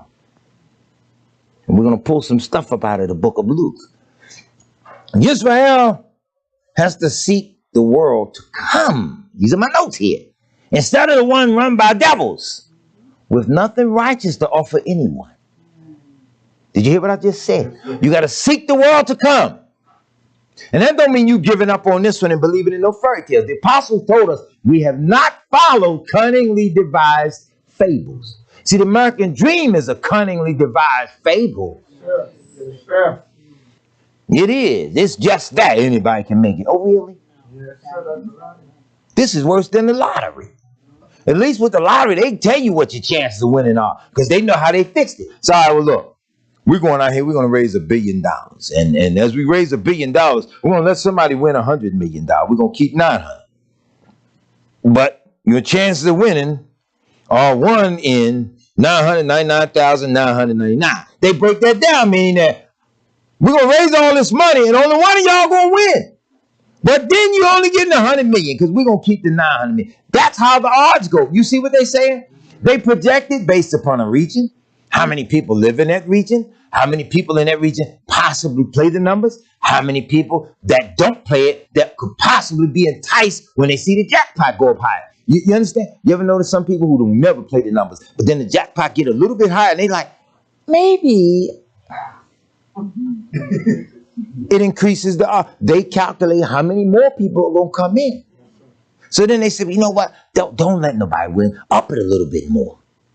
Then you'll get more that'll come in and be enticed because they think, and then people get sophisticated because they're winning, let's say, Tawnytown or somebody winning Millersville or other places, right? So then all the people from Baltimore, you know what they do now? Gas prices go up. Because they fill up the tank and they go to Pennsylvania, or they'll go to Tawnytown, or they'll go to Millersville, or they'll go wherever now. Because we know for a fact we ain't winning it in the city. See how sophisticated it works? Gas price. So now they're getting all this extra money for gas. Okay, the red light camera's gonna get some money too now, because you forgot that the camera there and you're going faster, trying to get in line before other people do. So now the camera gonna get some money, right? The tire man probably gets some money because you're going to go speeding through that construction site and hit 1 or 2 of them nails, get a flat, got to call a tow truck. See how the money gets spread? All the game. Ain't you glad Yahweh's kingdom ain't no gamble like that? Yeah. I study the men that run the world. And there's one thing I like about them. They ain't my friends. I said there's one thing I like about them. And this is what I like.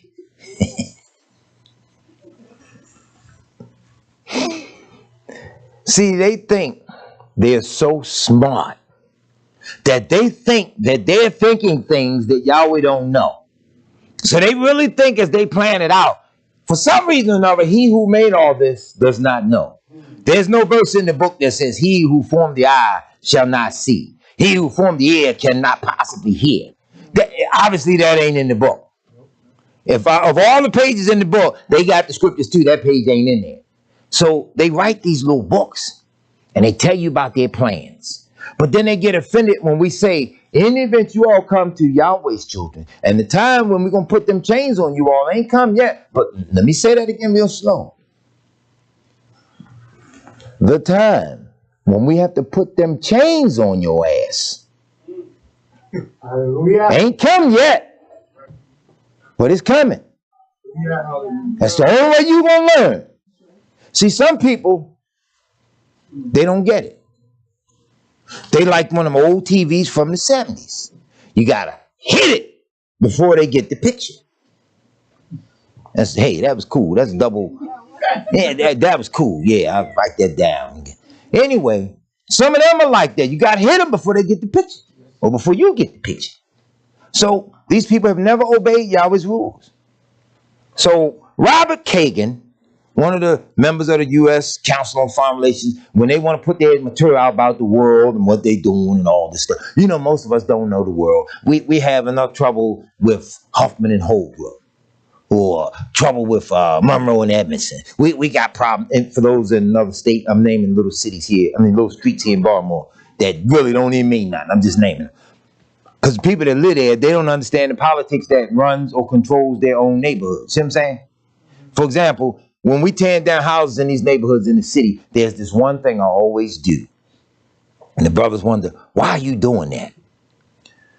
In every neighborhood we go in, I always make sure I get to know who the local hustlers are, or little drug dealers and all, because we're in their neighborhood, in their territory. And there's certain things we got to learn. You got to learn where to park a car, where not to park a car. You got to know who's the king in the neighborhood, and this, that, and other, because you don't want no trouble. Our company's colors are red and white. We got brothers that now in gangs. They trying to be, so they don't like red. You got others don't like blue. You got to know little stupid stuff like that. But when we get in the neighborhoods, I always get to know them first. Hey, good morning. How y'all doing? Hey, look, we're going to be working in your neighborhood today. We're going to be tearing down buildings. We're going to make a little dust. We got hoses. We're going to try to keep the dust down, what have you. But if y'all got these good looking cars and all, if you don't mind, can I get you to move? Because we ain't going to be able to wash your car. Right away, we've established friendship, camaraderie, relationships. And they don't bother us. So in the same manner, we try to establish that type of relationship with the nations of the world. Hey, we're Yahweh's children. We're sent here to keep his commandments. We're going to live over here. We want to be peaceful. We want this, that, and other. We serve Yahweh in the event you don't know him. Come on over. We'll tell you all about him. You can meet us. But you got to abide by Yahweh's rules in Yahweh's house. You ain't coming to take over. It's the same thing. You understand? Well, they make the world go around the way they go. They telling you all about it. So this book by Robert Kagan, now, I've been holding this in my library since 2003. I got it when it first came out because I read it in Foreign Affairs. They talking about some stuff happening in the world. Kagan says something in the book of Paradise and Power. You got to hear this quote in its entirety because it conveys his ideal. The way the world works, you can't get 25 Hebrew Israelite ministers in Baltimore City. You can't get 25 of us together and put somebody there to facilitate it, not be the head, just to facilitate it, organize it, get all the thoughts together, have us all be able to speak in turn, what have you, and get something to come. You can't get us to do it because somebody gonna want to be the one that's up there speaking that ain't up there speaking. Somebody gonna want to be the one that had the key to the building, that opened the door to let everybody in. Somebody gonna want to be the one that's got the shiniest shoe in the building, though they might have on the dustiest shoe. That's the type of stuff or spirit that hovers over us. So you can't get us together to see the enemy as he lays out a strategy for dealing with us. Even though they don't all like each other, they realize we got a common enemy. I want you to hear in its entirety because I'm trying to get the idea of what the man is saying across to you as you shut the book and look at the world, because this is what you're up against. Remember, of Power and Paradise, 2003, America and Europe in the New World Order. Page 72. Europe's evolution into its present state occurred under the mantle of the U.S. security guarantee and could not have occurred without it. You hear what they're saying? The way Europe is presently structured happened because America built itself up with the largest army, air force, navy, all of that stuff, all the power, all this military might. Once it emerged from World War II as the most powerful nation on the planet, it was able to do some things for Europe that Europe couldn't do for itself. Okay? Listen to what they're saying. Now, you got to pay attention because we're going to walk through history real quick and come into the 21st century. Not only did the United States for almost half a century supply a shield against such external threats as the Soviet Union and internal threats posed by ethnic conflicts in places like the Balkans, more important, the United States was the key to the solution of the German problem, and perhaps still is. Well, what was the German problem? Break down the wall. Break down the wall. Okay, well, what problem created the wall? That settles that. Next, what'd you say, dear mother? Divided German and East and West. Okay, what caused the division? Okay, that settles that. Not disrespecting y'all, I'm just saying. So something happened that created the conditions, right? And whatever it was, it set America in the position to, hey, wait a minute, I got solutions. Y'all can do this, do that, and other. Oh, you think that'll work? Yeah, it's like having a hole in your roof. And you are, number one, scared of heights, and number two, you ain't got no ladder. So the guy up the street just happens to be a roofer. Who is at whose mercy now? You are now at the mercy of the roofer, right? He said, hey, man, I got some shingles up there. I got some plywood. I got a ladder and I got some nails. I got some tar paper. Tell you what, for blankety blank blank, I'll take care of it. You want the whole fix? You say, you know what, I like that sunlight coming through there. I can make it. What do you think? You're going to kind of like get the roof fixed, right?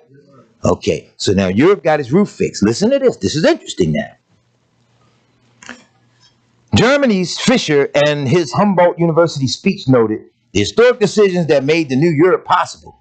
The USA's decision to stay in Europe and France and Germany's commitment to the principle of integration, beginning with economic links. See what it was? After the war, they said, look, we're going to stay over here. Since y'all brought us in the war, I had uncles that fought in World War II. They told me some real interesting stories about that stuff. But anyway, after the war, they was like, well, you know, Germany wants to be superior. Germany wanted to run all of Europe. You got to know the history of Germany because you got the Ashkenazi Jew and all this other stuff coming out of it. You got to know the history of the German people to understand why America said, well, nah, hold up. We got to keep them at bay. So they stayed in Europe. Okay, that's why America had them military bases all overseas, stuff. Yeah. Anyway. And the French, of course, they ain't no better with the wee, poo, all that other stupid stuff they into. But of course, the latter could never have occurred without the former. France's willingness to risk the integration of Germany into Europe, and France was, to say the least, highly dubious, dependent on the promise of continued American involvement in Europe as a guarantee against any resurgence of German militarism. So in other words, even the French, as nasty as they are, they was like, you know, they kind of scared of the German big brother thing going on. So, all right, well, y'all can stay. Just make sure he'll come over here and be messing around in our country. I ain't for that. You agree? Yeah, okay, we agree. What about you, Germany? All right, okay. You understand how it went? Now, let's get into this. See, most of us, we know that Afrocentric stuff, right? How many countries is in Africa? Okay, maybe we don't know. Anybody know? Except the cheater. 60. Close. But 52. 52 countries in the continent. And somebody gonna probably jump on the channel and say, nah, 47. Whatever, we'll take their answer. But anyway, it's 52. And I'm bringing this up because our Afrocentric scholarly brothers, they all over Africa just still trying to prove we're the original people of the earth. You know, at some points, you don't even have to argue. That's a given. So you don't have to keep on arguing that point, right? We know that. Anyway, watch these folks because their history is very important because it comes down and it affects you serving Yahweh. The current situation abounds in ironies. Europe's rejection of power politics and its devaluing of military force as a tool of international relations have depended on the presence of American military forces on European soil. In other words, if you got the Americans over here acting like the police, we don't have to do it.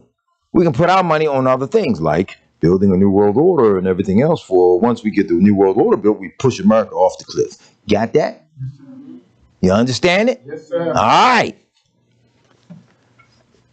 Europe's new Kantian order, I'll explain Kant and all that other stuff another day, another time. Europe's new Kantian order could flourish only under the umbrella of American power, exercised according to the rules of the old Hobbesian order. Again, Kant and Hobbes, I have to explain that stuff. These are ideals. These are theories that white folks operate from. Somebody come up like Kant, Immanuel Kant, had this idea. He said this, that, and other. It was a beautiful idea to them, so they all bought into it. The idea comes up out of the scriptures when the word says somebody going to do this, that, and the other, so they named it after that person. Hobbes had this other idea. He said we need to do this, that, and the other, blah, blah, blah. So everybody that subscribed to the Hobbes theory of how it was going to be done is now Hobbesian. Are you getting this? Sometimes you need to know the enemy's language to catch what he does, because later when it comes up, you hear the word. It ain't Hobbes the cat. It's Hobbes, the international European diplomat who came with an idea. And unless you understand the idea, you don't get what they're dealing with. Let's move on. American power made it possible for Europeans to believe that power was no longer important. So in other words, they fake people out. Remember how Britain said the sun never sets on the British Empire? In other words, the sun rises in the east, sets in the west. So at some point in time, if it's dark in one country or somewhere in the world, it's light somewhere else. And wherever the sun is shining, that's part of the European empire. Sunset and it's nighttime over there. Over here, we still over here, we still ruling. That's what they meant by the sun never sets on the European empire. Because they, white supremacists, they spread their stuff out all over the world. Y'all got that? All right. This comes into play because this is prophecy. But if don't nobody really know it, or y'all ain't bless somebody to understand it, then you can't understand how America is sliding downhill to get out of the way, to prepare the kingdom for the anti-Messiah. We're not guessing. We're telling you what's going on according to what Yahweh told us what happened, right?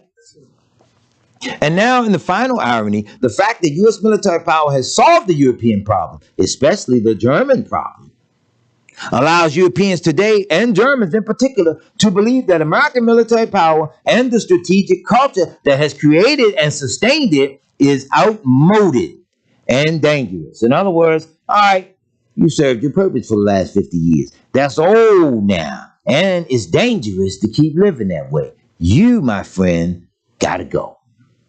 Y'all understanding this? Yes, Most Europeans do not see or do not wish to see the great paradox that their passage into post-history has depended on the United States not making the same passage. Remember how Europe used to be? It used to be all about Britain. This, that, oh, my old chapter.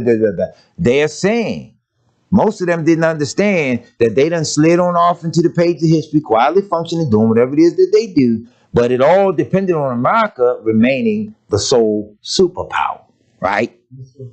Because Europe has neither the will nor the ability to guard its own paradise and keep it from being overrun spiritually, as well as physically, by a world that has yet to accept the rule of moral consciousness. What the hell is moral consciousness among people who had no morals and no conscience? I don't think y'all get the irony of this. It's like seeking repentance and righteousness from the devil himself. He can't do it. Okay? Depending on America's willingness to use its military might and to deter or defeat those around the world who still believe in power politics, Europe has become dependent on that. Some Europeans do understand the conundrum. Britons, not surprisingly, understand it best. So in other words, they know there's a secret, but they ain't telling. It's like there's a banana peel on the floor, and I'm mad with the coworker down the hall or what have you, and she gonna come in here and wanna borrow my pencils and talk trash to me. I'm gonna turn my back, because she comes every morning at 9:05. I'm gonna leave the banana peel there, because when she hit it, she gonna fall. If I ain't looking, I ain't responsible. You understand? So this is what they're doing. Some Europeans do understand the conundrum. Britons, not surprisingly, understand it best. Robert Cooper. Robert Cooper is a British diplomat. He's an American expert like America's Secretary of State. Who's the U.S. Secretary of State?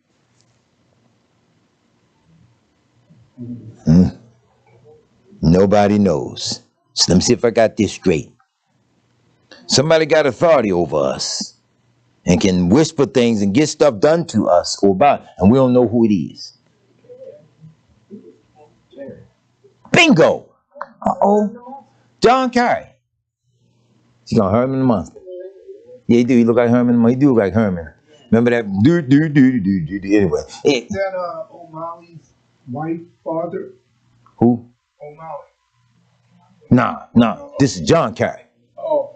Ran for president. Oh. Google him and his picture come up. You'll say, oh yeah, him. Anyway, y'all gotta know some of these people in key positions because you gotta watch them when certain things in prophecy start to unfold. For example, I've taught you all, watch certain elected officials when they start moving their stuff out of the country and overseas. Okay, pay attention. Remember when the pandemic hit? What did all the CEOs of most of the major corporations do? They start resigning. Why?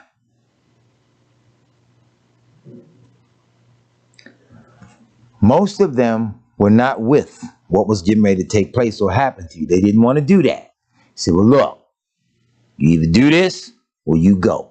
Yeah, some in the Senate now. Yeah, that's a different story. But you're talking to CEOs. See, in other words, like the minister and deacon were talking last night. What state is that where they fining the people, charging people $55?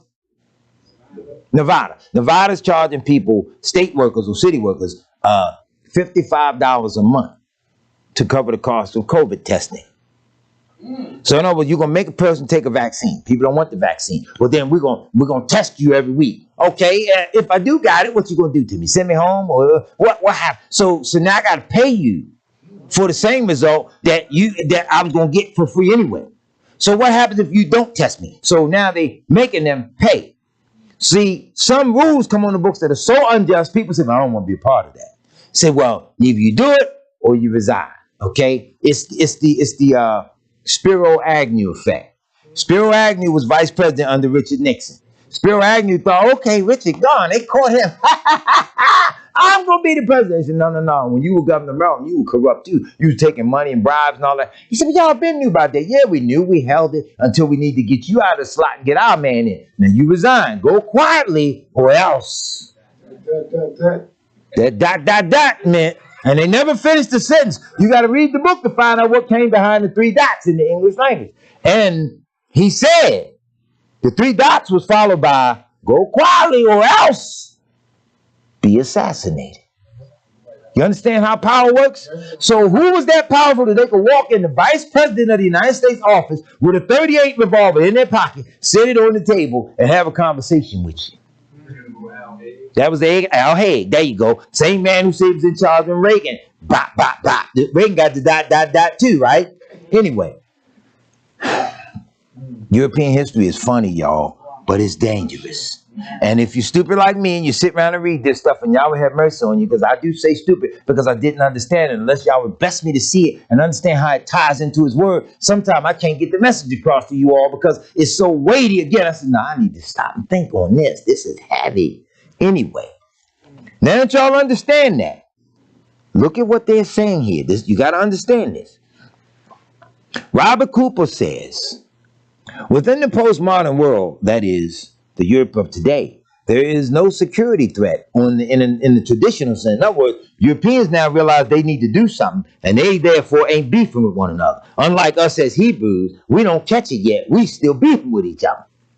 You ever see the 2 deer with the antlers? They fighting and going at each other. You ever see that little video? They fighting and going at each other, and whoever's filming it pans outward with the camera, and while the 2 antelope are fighting, guess what's happening in the background?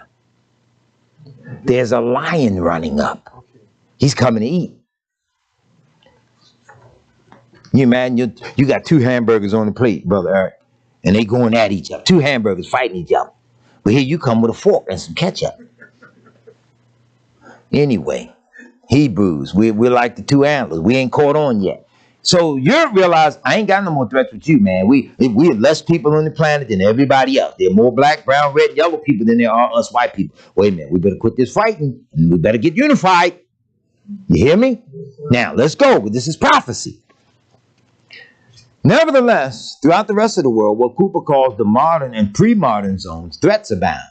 If the postmodern world does not protect itself, it can be destroyed. But how does Europe protect itself without discarding the very ideals and principles that undergird its Pacific system?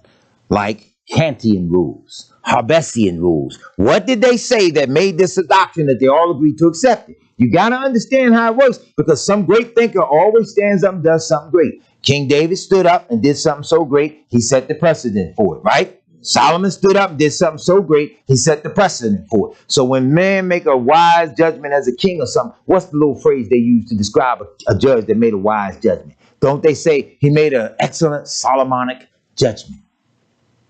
Because Solomon now is the example of what to do in a good situation, right? So when they say Kantian or Hobbesian, then you got to go look up Kant and Hobbes and see, well, what did they do that the whole European world agreed to go by that? And now they talking almost in code because you don't know their history, but you know that Afrocentric stuff. You hear me? Yes, sir. All right, let's go. This gets scary, y'all. The challenge, listen to Cooper, to the postmodern world, Cooper argues, is to get used to the idea of double standards. We can all get on the bus together, but you go to the back. We can ride the front. Okay? We're gonna make the neighborhoods equal or what have you, and raise the prices of those houses. What's the base salary of the average black man and woman? 50,000. 50,000. Oh, so the 2 of them make 100,000. Okay, well look. Here's what we do: raise the prices of these houses in this neighborhood, make them 500,000. That way they can't afford to make it on their salary. They can't do this, that, and other. Okay, and we'll say it's all equal, but they'll never be able to get in. Just shh, be quiet. You understand how it works? Yes, sir. All right. Now listen to what this man said, because what this man Cooper said is what they started doing. Cooper said, get used to the idea of double standards. Among themselves, Europeans may operate on the basis of laws and open cooperative security. But when dealing with the outside world, we need to revert to the rougher methods of our earlier era. Force, preemptive attack, deception, and whatever's necessary. So they straight up saying, we're going to talk peace to everybody. But behind closed doors, we're going to change the rules on. Like, I'll give you the best example of that I can give you right now. The safest way to beat the virus is to get vaccinated. So you're now making, how many boosters is it? 2 or 3? So it's 3 boosters now. So the 3 boosters, like Sister Gayla Terry said, the 3 boosters now contain the same ingredients that was in the first 3 vaccines that didn't work then. You understand? 3 different vaccines that didn't work. They now have 3 different boosters. They have the same exact ingredients as the 3 vaccines that didn't work. It's like me giving you water that don't quench your thirst. And you coming back thinking, maybe I need a 2nd and 3rd glass.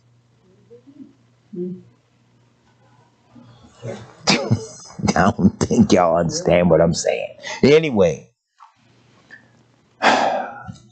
listen, y'all. I'm not racist as people. I had a man say that. So you mean you're racist? That's what the brother said to me the other day. By the time I broke down the definition of racism to him, he was shocked. He says to me, I ain't gonna quote him, but he said, well, then I will quote him. He says to me, with all that goddamn knowledge in your head, you out here in construction, you need to be on a college campus teaching that. So I said, been there, done that. I'm out here hiding. Check. Now, I've always said that to the brothers that I work with in the construction industry. I said, well, I'm just here hiding, y'all. I would be doing talk radio and upsetting the whole city. Get out the studio booth, go back on the construction site and just work. Nobody knew me. Nobody knew who I was until different people start snitching on me, start telling me. Then people know me. I was in the market with my Isha one day. Little elderly lady. She pushing the cart. And I'm talking to my Isha. She way down the other end of the aisle. We still talking to one another. You know what I'm saying? All right, well, get to the thing. We do this, that, no. And this little lady to my right says, say something else. And I jump and look. So this is my reaction now. Look at her and I look for her. That little lady says, say something else. So I'm thinking, I had a rough day today at work. I don't have no more energy left. I really don't feel like fighting this lady in this aisle. So I'm probably going to get whooped today. That's what I'm thinking. And she started digging in her bag. So now I'm moving. What? What do you do? I'm thinking she, you know, them little ladies, sometimes they be packing pistols, you know. She pull out some cash. So I know your voice. You that man on the radio. Yeah, Brother Johnson. Here, put that to your broadcast. And I was almost scared to take the little donation because the way she did it, I was like, I'm whooped. How am I explaining this one to the guy? But anyway, a lot of times people knew me that I didn't know, either by my voice or sometimes they may have seen me somewhere and know who I was and tell, yeah, I was at your congregation one time. I was at this. Anyway, I like to remain low key because we have to lift Yeshua up. But in remaining low key, you draw attention to yourself because to whom much is given, much is required. So a lot of times y'all uses us in ways where we have knowledge of things and can explain stuff to our people that others can't get across. That don't mean you're super great and high and mighty and you're the grand leader, you're the new Moses or what have you. It just means Yahweh gave you the gift to get it across.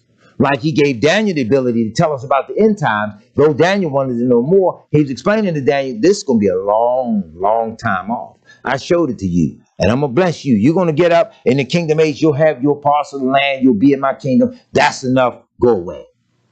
You understand? So here we are now, being like Daniel, not above him. What did I say earlier? The scripture says, student is not above his teacher. So we're now just in a different era, following the teachings of our Abba and the master teacher. Correct? Let's go further. We need to revert to rougher methods of an earlier force. This is Cooper's principle for safeguarding society. Among ourselves, we keep the law. And isn't it interesting? Europeans say, among ourselves, we keep the law. They're talking about their own law. But when we are operating in the jungle, see, there's their hidden racism. But when we're operating in the jungle, we must also use the laws of the jungle. Now, see, that's the problem for me. That's the intellectual problem. Because it raises a question. If there is law in the jungle, how is it then when the invader come in the jungle dwellers never enact the law of the jungle? You understand? Mother caught it. See, we go hard on each other, but the outsider, he get a pass. See, like the little man that lied and said we didn't send him enough brick. And I had to tell the owner, don't deal with him anymore. Send him straight to me. Because I will lean on him in such a way where I'll call you out as a liar.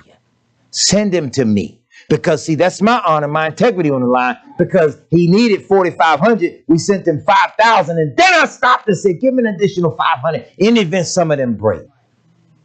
So then you get them and you look up and realize what you're building, you probably didn't order enough. Rather than say, I got to spend some more money. Now you want to lie. And it falls back on a little Hebrew. So it look like the Hebrew didn't abide by the rules. But yet the scripture says, a just balance, a just scale, and a just ephah shalt thou have. Meaning, when you're in business, your scale, your balance should be just. If a person's buying a gallon of milk, then don't sell them a pint. Give them a gallon. And if you give them a little over, you've done no harm. You hear what I'm saying? So when it comes to enacting the law of Yahweh, sometimes it takes a little force. It takes a little authority, as opposed to just always, well, I did give you, oh, well, I guess I'll take the law. No, you got to stop the lawbreaker. You hear me? Yes, sir. So let's get into this because you all got to hear what they say they got to do to us.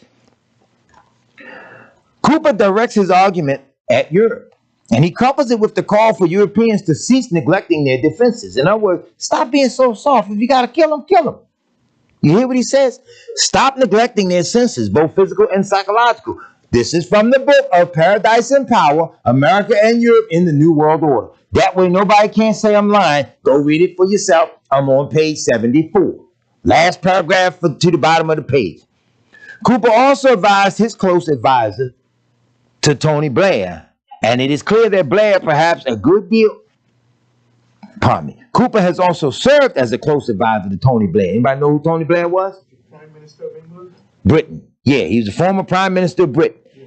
Tony Blair. You got to understand something about America. At your later date and time, pay attention to America and Europe. They had this thing that they always did. You could tell their policies were neck and neck because the leadership that they elected always looked alike. You hear what I'm saying? Sure. See, Tony Blair was the doppelganger to Clinton. Just like Boris Johnson, wild looking hair, looked just like Donald Trump, right? Now, they didn't have nobody for Ronald Reagan, so they put Margaret Thatcher in there. Now, that's interesting, no matter how you flip that. That's that. Yeah, that says a lot, okay? You got me? So, John Major, the Clinton, all this stuff, Tony Blair, they did all of them. The one for Barack was white, but he had Barack's mind and Barack had his mind. I'm just telling you all a pattern that you need to understand a little bit. It's a spiritual thing, okay? They were twins. Cooper says to Blair, perhaps a good deal more than his Labour Party followers had endorsed the idea of an international double standard for power. He tried to lead Britain into the rule-based Kantian, there it is again, world of European Union. But as his solidarity with President Bush on the question of Iraq has shown, Blair has also tried to lead Europe back into the Hobbesian world where military power remains the key feature of international relations. So now you get an idea what Hobbes was about. Hobbes was, let's kill him, get the guns, let's do it. That's what they mean by Hobbesian. Kant was more so, hey, let's be diplomatic with him. We'll soft talk him. We all seen the movie, what's that movie with Max Julian, the pimp? What's that movie? The Mac. You remember Julian? He talked to the, now look here, baby. You could be mine. If you just act right, I'll put a nice skirt on you, and you walk up and down that avenue, and you make me my money, baby. Remember that? Okay, so, poor example, but it fits perfect. I know. I'll give you all the chance to get yourselves together.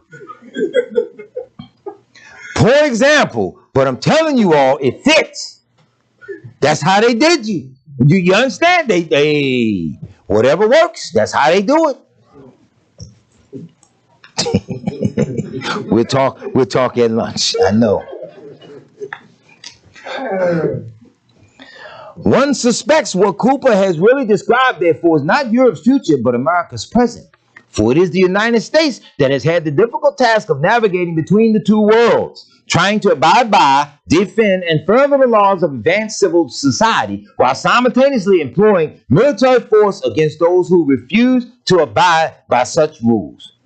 Remember that? They went and always used military force against people who were hungry. Remember? Well, you're going over here and feed those poor, starving Somalians. Well, what are you going to feed them? Oh, damn it. We'll feed them A-1 missiles and what's those little tomahawks? And you fed the poor people by bombing them. Yeah. You went in, you helped the Iraqis, Operation Desert Shield, and all by killing them. You got to understand, all of this had to take place for the mark of the beast as a system to emerge. All our brothers is preaching the mark, but they're not telling the people all the stuff that came into place. While you have a chance, you need to understand what shaped it, because when you understand what shaped it, then you are better able to resist it when it comes, because you realize you ain't just there dealing with 10% of the story. You getting the whole story, okay? We need to understand that. Okay. The United States is already operating according to Cooper's double standard for the very reasons he suggests. American leaders, too, believe that global security of a liberal order, as well as Europe's postmodern paradise, cannot long survive unless the United States does use its power in the dangerous Hobbesian world that still flourishes outside of Europe. What this means, most important quote, is that although the United States has played the critical role in bringing Europe into this Kantian paradise, Kant says, we don't need to shoot them and kill them. We need to be more diplomatic, be more soft. We'll trick them and we'll poison them slowly or what have you, rather than use the gun. That's the Kantian model. Hobbes is the gun. You get it? So he says the United States has played a critical role in bringing Europe into this Kantian paradise and still plays a key role. That paradise is possible. It cannot enter the paradise itself.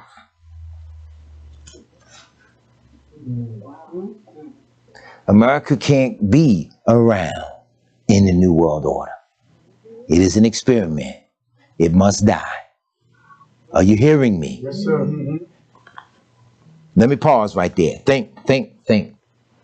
28 items listed in Revelations 18 that are all interconnected to the U.S. stock market. All the trade, the fine woods, the gold, the silver, the slaves, the labor, everything else. The ABC Evening News just the other day said that America's construction industry is roughly 22 million workers short. They just ran it on the news the other day. Now remember, Revelations 18, I'm quoting it, and it says, and no craftsman of whatsoever craft he shall be found in her anymore. Now, they can't sell their stuff abroad. They can't get stuff out. Can't get it in. Can't be accepted. All the different things mentioned on the stock market. You bring the country down if you strangle the damn thing to death, like the scripture says, okay? So what did I say?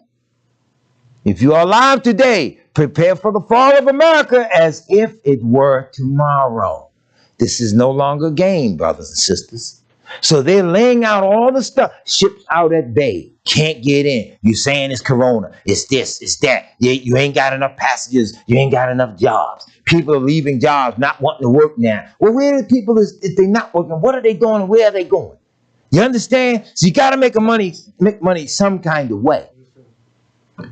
The power grid is in danger of collapse. Yes, sir.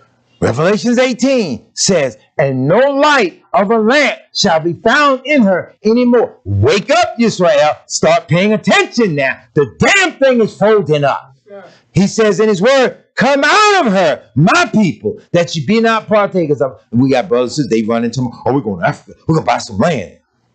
We're going to do this. We're going to do that. We're going to do. Nah, sometimes you got to stand still. We know it's falling, but you don't want to jump out of the frying pan and into the fire. Yes, sir. You hear me? Yes, because see, they strangling the hell out of Africa the way they making Africa get in line and get shots and all this other stuff in countries over there that didn't even have corona. Yes, sir.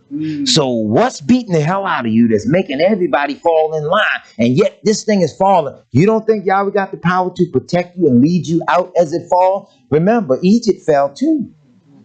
But as Egypt fell, he brought Israel out. Yes, sir. We forget that a nation came out. A nation was born out of a collapsing nation. What collapsed first? Her military. Remember, he sent the military out after you. Did not Yahweh drown Egypt's military? See, we ain't understanding the pages of prophecy and history like we claim we do. If Yahweh talking to us, we'll be able to see the connection. Hey, look, look, again, I may have used some bad examples, but those of us that understand it, you say, damn, that makes a lot of sense. Y'all with me? Yes, sir. Let's read this quote again. These are European statesmen. America still plays a key role in making that paradise possible. It cannot enter the paradise. It means the walls cannot walk through the gate. Pardon me. It mans the walls, but it cannot walk through the gate. The United States, with all its vast power, will remain stuck in history, left to deal with the Saddams. He gone, right? And the Ayatollahs, they gone, right? Kim Jong-il, he ain't got no power, right? And Jiang Zemin, who's that? Korea, China. That's serious. Taiwan. He said it, China. Question, where's Jiang Zemin today? Close, I'll accept that. Jiang ain't the president of China no more. Somebody Google it real quick. Never mind. Don't y'all Google. I'll Google it myself.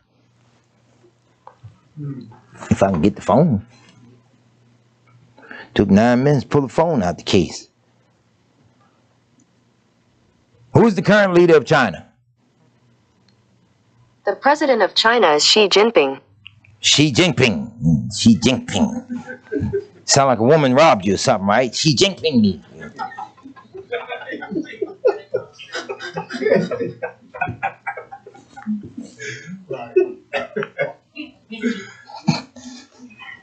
Well, so much for my trip to China. They ain't letting me in now. Anyway.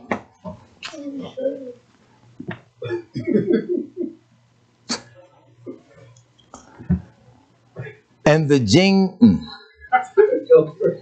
Zemins, I'm going to say Jinping, whatever, Jinping, whatever, leaving most of the benefits to others. I told you all, this mark of the beast as a system can't come into place until the one thing that built it all get out of the way. I worked in the construction trade and I built many houses in my day, but you know what? I had to get out of all of them because it wasn't mine. Right? God reap what you sow. Didn't Yahweh say to Israel that we would be enslaved, we would work, we would build houses and not possess the houses therein? Well, now America built the house of the New World Order and can't take occupancy. It is all about the 10 toes. And if you notice, Europe is real quiet. They laid back. They ain't saying nothing. They waiting. You think it's a coincidence? As I told you all, give me 90 minutes to get this back out again. As I told you all, there is a fight going on right now over your artifacts. And unless you really understand what's taking place, you will miss something in prophecy. For those of you that are on social media, with the exception of the little lady with the witch hats and all that other stuff, don't you do it. But those of you that are on social media, check my page from just one day ago. I put this article up. Does the Vatican have the Jewish temple treasures? It's on my page. Does the Vatican have the Jewish temple treasures?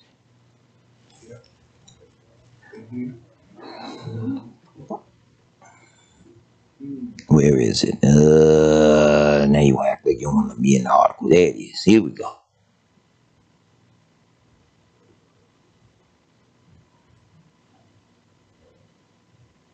And you still don't want me to read the article. Look, devil gonna mess with you. I'll fix you. I'll fix it so you can't read it.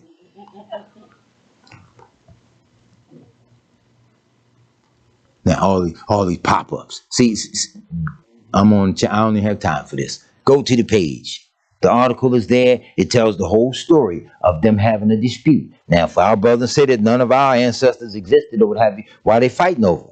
Again, ain't nobody fighting over Mickey Mouse.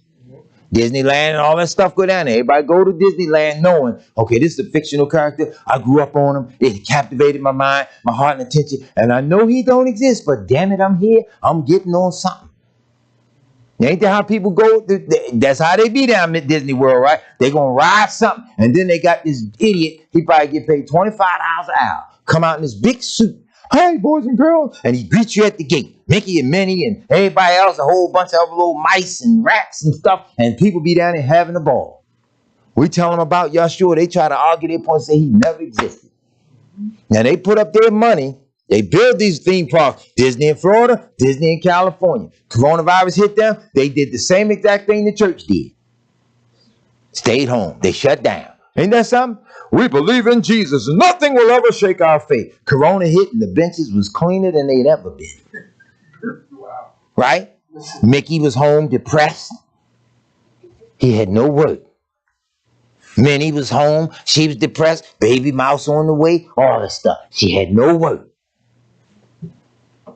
And poor little Yisrael didn't know whether they were coming or going. And yet many of us suffered the same fate as others in the world, some of whom Yahweh gave rest and called off the scene, others whom Yahweh gave strength and rejuvenated them and put them back in the saddle to get back up and fight again. Hallelujah. We ain't understanding it. Luke, real quick, back at Luke 21. So likewise, when you see these things come to pass, know that the kingdom of Yahweh is nigh at hand. Do me a favor, for those preparing food, give me an extra 15 minutes before y'all do it. That way everything will fall in line. Am I too late? I'm on time? Am I too late? Okay, praise Yahweh. Truly I say unto you, this generation shall not pass away till all be fulfilled. You hear me? Heaven and earth shall pass away, but my words shall not pass away. How can somebody that never exists speak words that ain't going to pass away? You understand? See, this goes to show scholarship ain't all that we think it is. Brothers sit back reading books. I'm the scholar. I'm this and I'm that. Well, Yahweh's word mocks the scholar. He asks, where's the scribe? Where's the scholar? Where's the disputer of this age? But now, just as they mock us, I'm back and I'm mocking them. Where y'all at? How are we coming up out of this? Because they damn sure marching with their New World Order. They damn sure marching talking about a Catholic society and some other stuff. And they talking about linking it all in. Bitcoin, blockchain, all this other stuff. Very few black people understand how that stuff works. And we don't consult brothers and sisters that we have as our own experts. And Brother Larry Brockington. Our brother, I don't know if he's on channel today now. Our brother, he's an expert. I look at that brother as an expert in Israel. On stuff like that. He knows that subject matter. There are other things that Israelites do. When I was in a community group think tank, I used to advocate to them. I used to try to tell them how to keep disputes and beefs and battles down. And I used to tell them, you're going to have to know who is an expert in what area. And that one that has the most information in that particular area of expertise, others may be secondary to them or tertiary or whatever. Stand in deference to them and learn how to follow the guidance or the understanding of the expert in that specific area. And when you all come together, you have something going. That's what Yahweh did. Was not Moshe the one he had to lead out? Yes, sir. Okay, he told Moshe, I'm going to take some of the spirit that's upon you, that zeal you have, that knowledge you have, that fervor, that energy. I'm going to put some of that on X amount of men, and they'll be thinking like you. That didn't mean Moses was down the puppeteer having it. Isn't it now? They were all of the same ruach. We don't operate from the same ruach because we all want to be in that one slot where I can be seen. You understand? So I learned this even in my trade and on my job. I learned the smoothest way to exercise my power. Because the brother that's operating the machine want to be the man with all the power, all this stuff. But then when certain people come on the job, or certain inspectors and different ones come on the job and they need to talk with me, whatever, I got this thing I always do. Before they see me, I disappear. I get off the job site and I go sit in my truck. You want to know why? Because I know that I'm the power. I humble myself. You go to that man, he doesn't know, he doesn't have the paperwork, there's nothing he can say. Guess what you got to do? You now have to come to the power. You get it? Yes, sir. That's what y'all would led me to do. So now you're on the machine. You're yelling and howling. You're acting like you're the man. Okay, I realize I'm in a position where I have to be what they call the man. But it's nothing to be proud or boisterous about because you just got to do the work of the man. So I sit in the truck, and by the windows being tinted, you can't tell whether I'm looking at you or not. I see them when they come. When they come in, I hit the ignition, roll the window down. How you doing? Yeah, what can I do for you? You got to come to me. I learned that from Yahweh. Because in order to be delivered, we have to come to him. And we can only come to him through his son. You understand? So when we learn to function the way Yahweh functions, we function better. It ain't about being seen on the job with the white hat. The man said, well, look at him because he's the man on the job. He got the cleanest hat. You know, he got the cleanest white hat on the job. You just don't know. I got two hats. One of them was old and dirty. The other, I knew Kobe was out a few weeks ago. She said, you need a new one. You need to get that. So I bought a new pretty white hat. Okay, boom. It doesn't matter. So in the same manner, we as Israel have to go to Yahweh through the power. Let's get into this because I'm telling you all, the way this world is folding up, most of us are not really understanding it. And I can watch and spot an Israelite a mile away. They really don't understand it because there's certain old stuff we be doing. We be like a little squirrel. You ever watch a squirrel? He just jumpy. He move. He run the line and stop. He run a little more and stop. Dude. I know some people, right? Funny, true story. Squirrels was getting up in the attic of the house. So he chased them out, but one night one of the babies got out. And it was this old style screen door where a squirrel could get in. And it was two screens. And it was just enough like a 2x4. Screen on the outside and a screen on the inside. But it was just enough of a tear in the screen where something could get in between the screens. So they kept hearing this squirrel squeal. And I was at the man's house this particular day. And his wife was in a bad mood. Just talking trash. So I was like, get him to sign some paperwork, get some stuff done. Let me get out of here. Anyway, she was very nasty. So that night, the baby squirrel got out and was somehow out there in that door in that screen. But they heard the squirrel crying and screaming all night and couldn't find it. He said he went to the front door and opened the door, what have you. He never saw the squirrel. But the squirrel was stuck. He shut the door. The squirrel was howling, screaming, crying, whatever for its mother. The next morning, wife got up to leave to go to work first.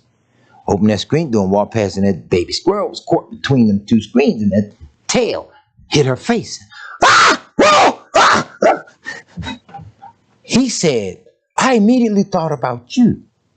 Because she was so mean-spirited towards you, and you came to my house saying, you are a good man. He didn't say man of obviously man of GD. You're a good man, but she treated you so mean. He said that was GD's way of paying her back. He let that squirrel's tail tickle her face, and she was in our house hysterical and shook up for the rest of the day. That's what he told me. So I said, well, where was the squirrel? I'm not understanding. He said, it's two screens. The squirrel had a hole where it went in and got stuck. But the tail was sticking out just enough so when you open the door and walk past this tail. So he left out first to go to work. She came and called him. But when he came home, she was just upset because then he saw the squirrel. Jumpy squirrel. My point here is that's how we are with the word. We are so jumpy as a people. We don't pay attention to how we need to calm down. Yahweh told us every dynamic of this world system, how it's going down. And I am understanding in my mid-50s now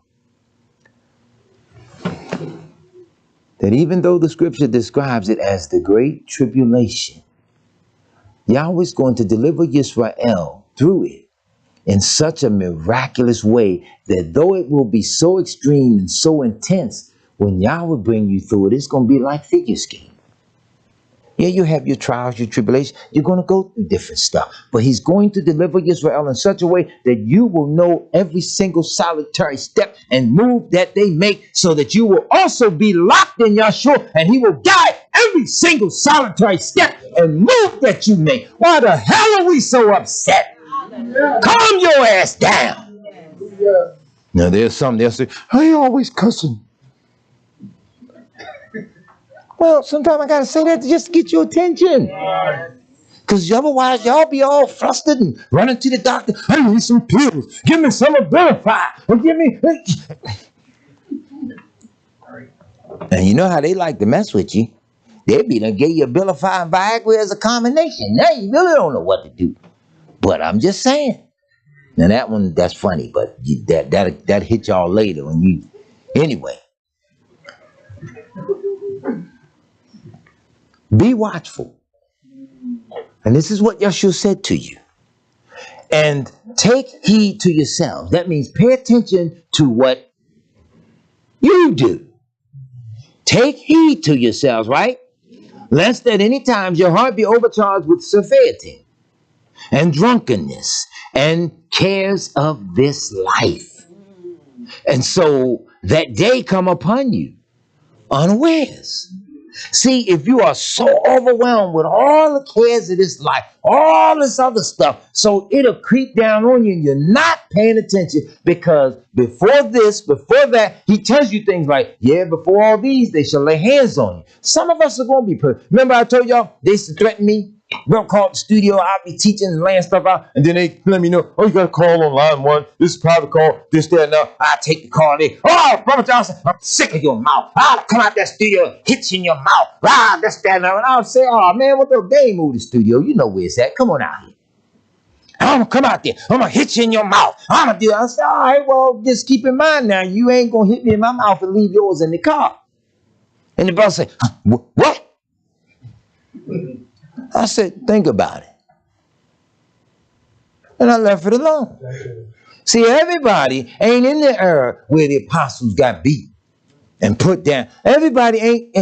Y'all didn't give me that kind of spirit. I'm not going to lie about it. And I'm not saying that people like that are cowardly. Y'all put a spirit of meekness upon them when they died for his name's sake.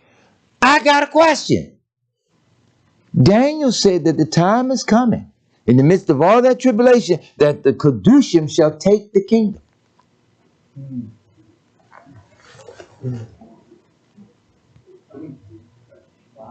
A thief with a gun take your money. It's still by force, even if you don't get shot, right? Okay, here's a good one. Baltimore is now having a string of ATM thefts. How they get an ATM? Thank you. That's the one word I was looking for. Brother got sophisticated on me. Snatching it, stealing it. I want to hear the one word, bro. Take. They've been taking them. So taking it involves force, right? They go steal a truck or a van or something, right? They know where they'd have been in the establishment, they know right where it is. They go take the truck, and then 4 o'clock in the morning, bam, back up into the wall, knock the wall out, jump in, 4 or 5 of them, pick it up, and throw it in there. Now, if you notice, they ain't finding none of the ATMs. They ain't finding. They'll find the vehicle abandoned. The ATM gone. What have. Now, I work in the construction industry a little bit, so I know a little something that they don't tell us on the news. Where the ATM going after they get the money? Huh? No, it's deeper than that. Because it's metal, it's steel, it's copper, and all this other stuff. So brothers be junking. So you can smash it, you crush it, you do whatever, and you go to the tin man junkyard. You done stole somebody's tin trash can. You done took some copper pipes. You done took a lamp pole. You got a whole truckload of stuff. Now, they ain't looking at what it is. They weigh it and pay you for it.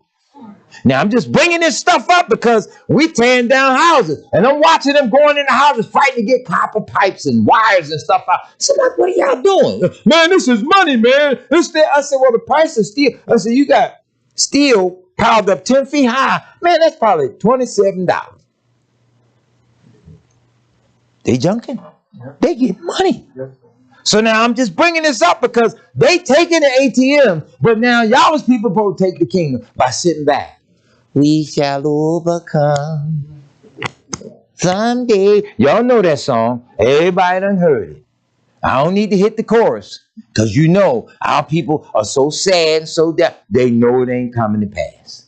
That's why when they hit the chorus, they drag someday. Hey. They just be so sad that they know you ain't overcoming without Yahshua.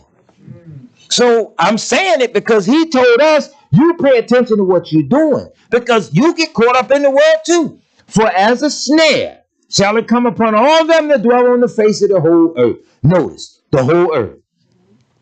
Watch ye therefore and pray every now and then. Always. Just making sure y'all books say with mine. And pray always that you may be what? To escape all these things that shall come to pass and to stand before the Son of Man. Now, why y'all reading like that? Why y'all reading like that? Oh, I caught him off. Okay, that's my fault. All right, I'm sorry. I know y'all was reading. Y'all was like, every other word, y'all was pausing, take a breath. I was thinking, I ain't know so many people in the world had asthma. Just anyway. But that's what y'all's word says to do. He says, watch you therefore. Pay attention. That's why I pay attention to the international politics. Look, y'all, here's another one. Robert Kagan, same man. Now, when I say this first book, Paradise Power, was 2003, he released this one in 2012 called America and the World, or The World America Made. And it's a brief history about America spent at least the last 50 years building up the New World Order, not even realizing. I'm talking now, all of its people, with the exception of the Council on Foreign Relations, the people that make the policy, they spent the last 50 years building it up without realizing you ain't going to enjoy the fruits and the benefits of it. You're building it for its new occupants. Are you hearing me? Now, the men in power know. They're telling it.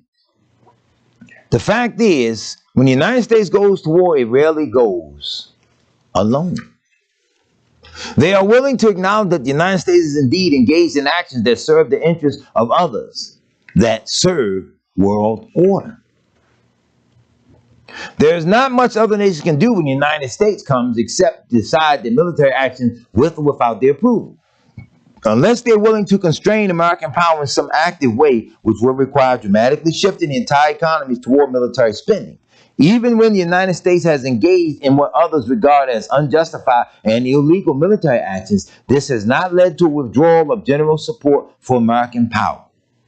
In other words, even when America goes into war and people know the war is unjust or ain't right, it don't do nothing to stop them. Remember, didn't they protest Vietnam? Did that stop them? They protested Iraq. Did that stop them? The Korean War. Did that stop them? So all of this stuff, though people be fussing and fighting, that doesn't stop them because they were all agreed there's a mission that we got to accomplish. Yeah, it might cost a lot of lives, but shut the hell up or we'll kill you too, as we've proven in Jackson and Kent State and other stuff, right? See, in the 60s, they were shooting on college campuses and all of that. In the 21st century, it's silly little white kids blowing up and shooting up the school for no reason. And if you think it ain't mean-spirited and racist, take the last case in Denver. Little white kid shot the school up with a gun his parents bought 3 days before. And went to the school, met with the principals about this boy having disciplinary problems, okay?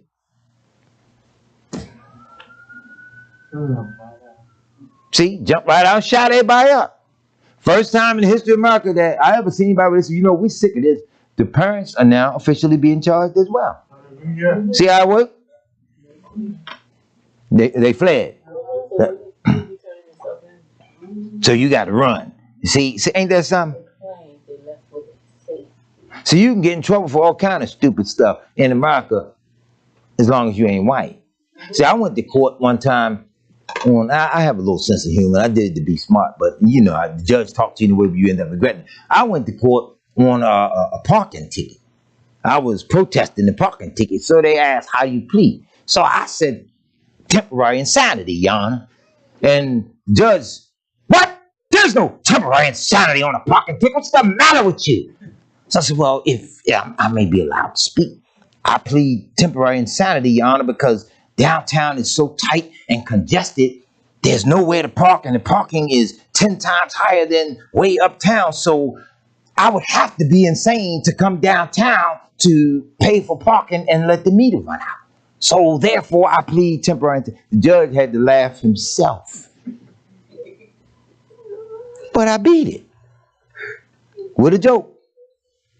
But worked for me. So these folks plead temporary insanity and intended to kill you, man. Been plotting it since he was 2. That's how this stuff was. Their children be plotting to kill and all this other stuff. Always something morbid. You hear their rock music, kill everybody. That's the stuff they into. And then some of them wake up and come to Yahweh. We had one. I don't give a damn if he won. We had one here. I watched him every step of the way. I was amazed. I don't know if some of y'all were here. If you remember that now, we had one here. Put him right there. Put him where he can be seen. No, ain't none of that. Come in and walk around, get the aerial view of the place. Nah, what we gotta do? Walk you to the bathroom? You all can get offended all you want, but we practically at that time frame in the history of the Assemblies of Yahweh now. Y'all walk up, shoot a little beast, walk up and sit with the people in North Carolina in the church, and pray with them and everything. Now, no mercy whatsoever. They praying to a God that looked just like him. And he still shot and killed 9 people. And got a whopper before going to jail. With fries.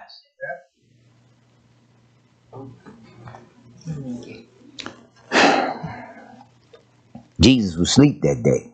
I'm going to tell you that.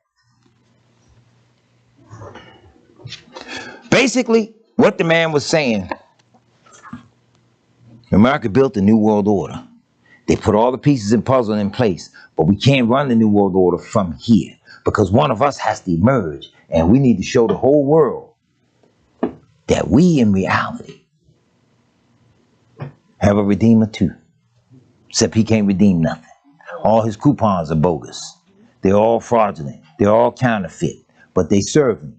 So they send a new man out, giving the final chapter on after the apocalypse, America's role in a transformed world. And the conclusion they drew was, hey, y'all, new world order's coming, but we're going to bust America down like an inner city neighborhood that we just let collapse. Remember how they blew up all the projects? They blew up all the high rises first.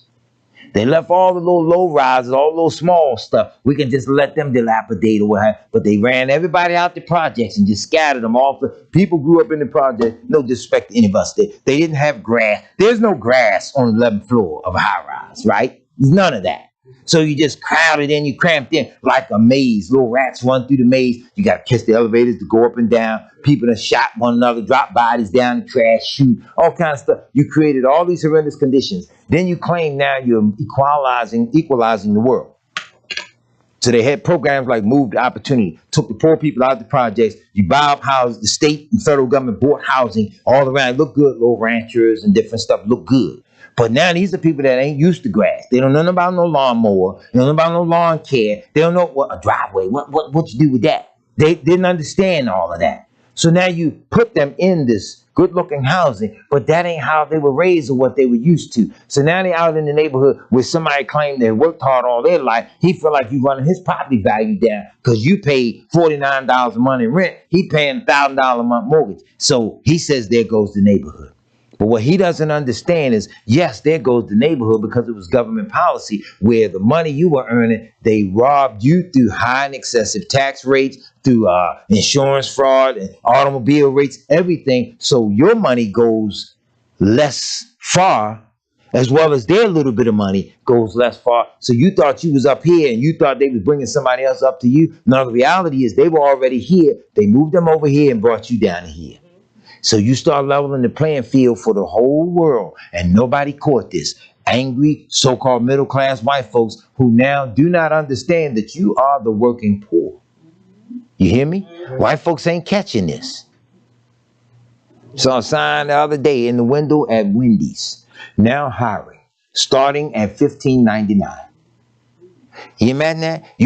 Somebody flipping a burger at $15.99. Now the first argument should be, so look, man, I ain't taking the job for less than $16 because I ain't got time to keep counting this 99 cents. Give me 16 and you got yourself an employer. Go in the door and negotiate. You hear me? Thank you. Yeah, ask for it. $15.99. You know. How much you make there, bro? What? I make $15.99. What do you mean how much I make? See, yeah, well, it's bad. I started off at $12.99. I'm on fries now. I make 14. We were told to watch.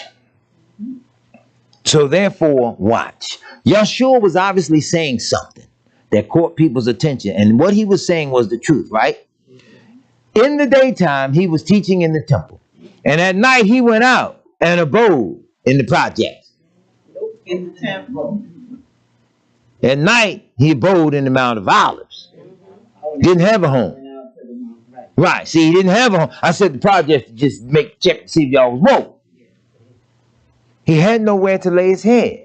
But he did the labor in Yahweh. We got all the creature comforts of life, all of this stuff we got, and we don't know nothing and we ain't teaching nothing. You hear what I say? We as the messengers of Yahweh, you got to get them studies in. You got to get stuff done wherever you can get it done. I do it all the time. If I got to drive my wife's truck, there's a Torah in it.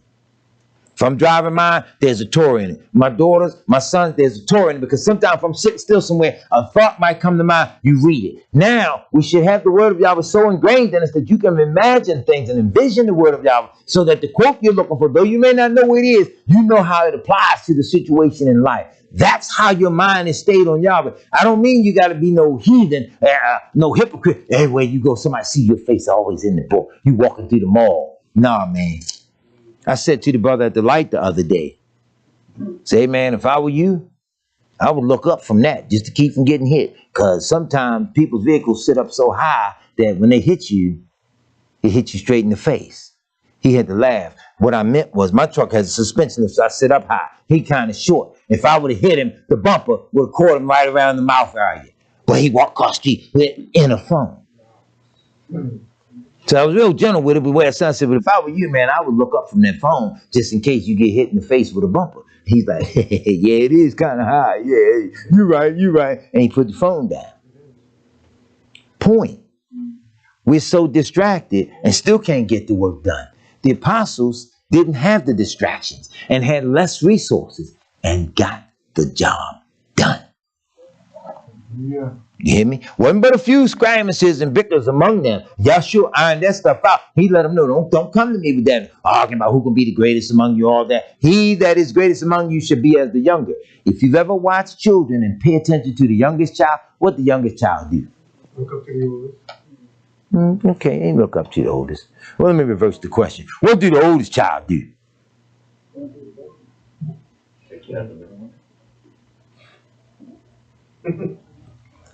I was the little one. Yeah, all right, they died. All right, technically, they did. They took it. The youngest one catch hell. The baby tends to catch it.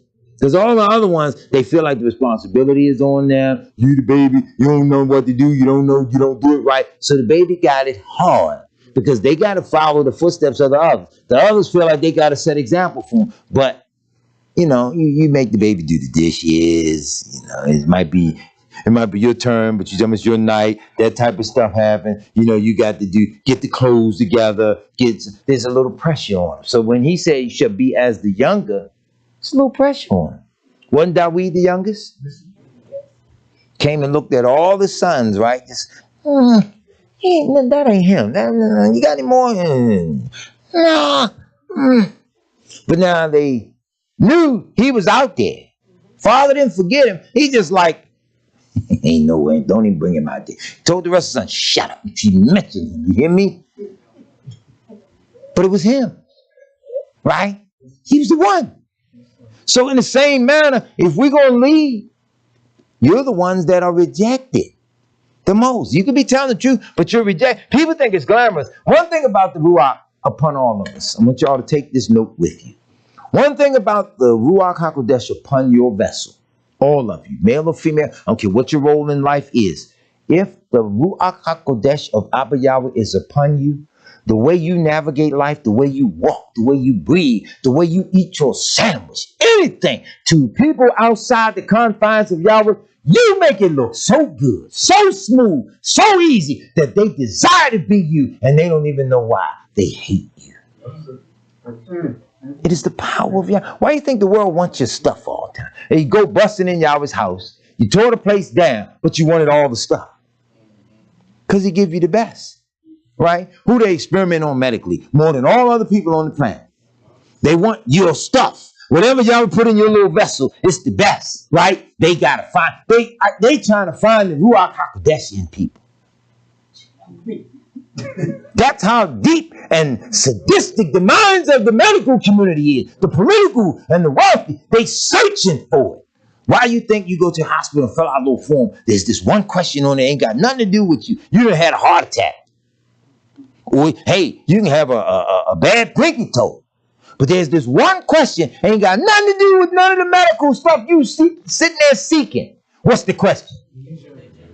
Bingo. What is your religion? So, you know, you need to fill in the blank. Why do you want to know? Thank you. Or, like most people, we check none. None. None. Ain't got no damn religion. Yahweh gave us a way of life. They don't have no religion. You understand? But they be trying to feel you out, trying to find you. They're watching. Huh? See, the vaccine, they ask. Those exemptions. Uh-huh. They got all your information. See, there you go. With the exemption, they got all the information. See, I go street with them. Excuse the expression. I go street with them. You just stand us. Nah, I ain't going for that. So you got to do, nah, I ain't going for that. Some stuff you don't have to explain to people. Yahweh owns this earth. You can shut down all the stuff you want to shut down. Yahweh will make it so that one little company over there done skip through all the rules, whatever. Yahweh fixed it so they don't even see them. They forgot they existed. They over there by. He said, well, what? You were. So I remember you. I met you at one of the company meetings. Come on over here with me. We're hiring. He put you right over there and hired you. Yahweh is able to do that. We sit back in the world afraid. I wonder how's I gonna make it? Well, first of all, stop acting like old slave and trust Yahweh. This ain't no. This ain't roots. I was gonna get all the cornbread together for you. Stand up. Stop being afraid. You hear me?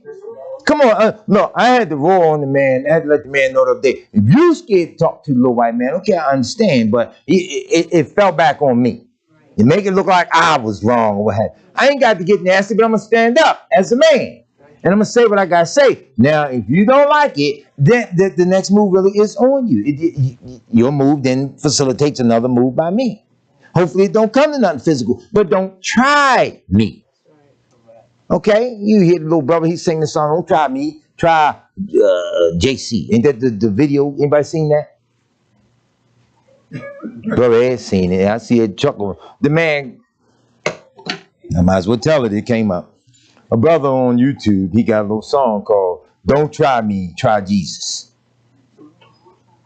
Because I throw hands. That's what he said. That's what he said.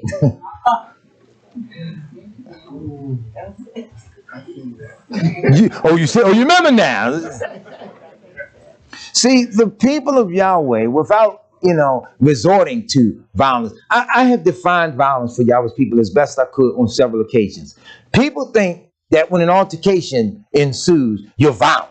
That's not violence. Violence is the one that's in the wrong. The one that starts it that's in the wrong is the violator of shalom. That's violence. To repel the violent, even if you use oppositional force, is not violence. Don't even tell me now I'm engaged in the use of violence. No, only one of us is violent. The other is repelling the violence. Even if you just have to sophisticatedly use this hand in such a way that pummels the violent. Get the difference, okay? Stop allowing them to define things for you. Otherwise, Yahweh would have never gave you Deuteronomy chapter 20. Okay? This is rules for warfare when you go up against an enemy. So we are lost in that. Revelations 21:8. Again, the world has changed so rapidly that we as Israel, we have not prepared ourselves for the changes that are coming. And I've walked you all through the 1970s when there were few assemblies around, but yet the elders were laboring in the word. I don't recall younger men running all up on the elders thinking they knew something that the elders didn't know. Some stuff is outside the confines of your experience in life that you are too young to have experienced that as of yet. So then you can't speak on it, right? Can I use an example? Brother Malachi, can I use you as an example? When you filed your income taxes, what bank did you deposit your check in?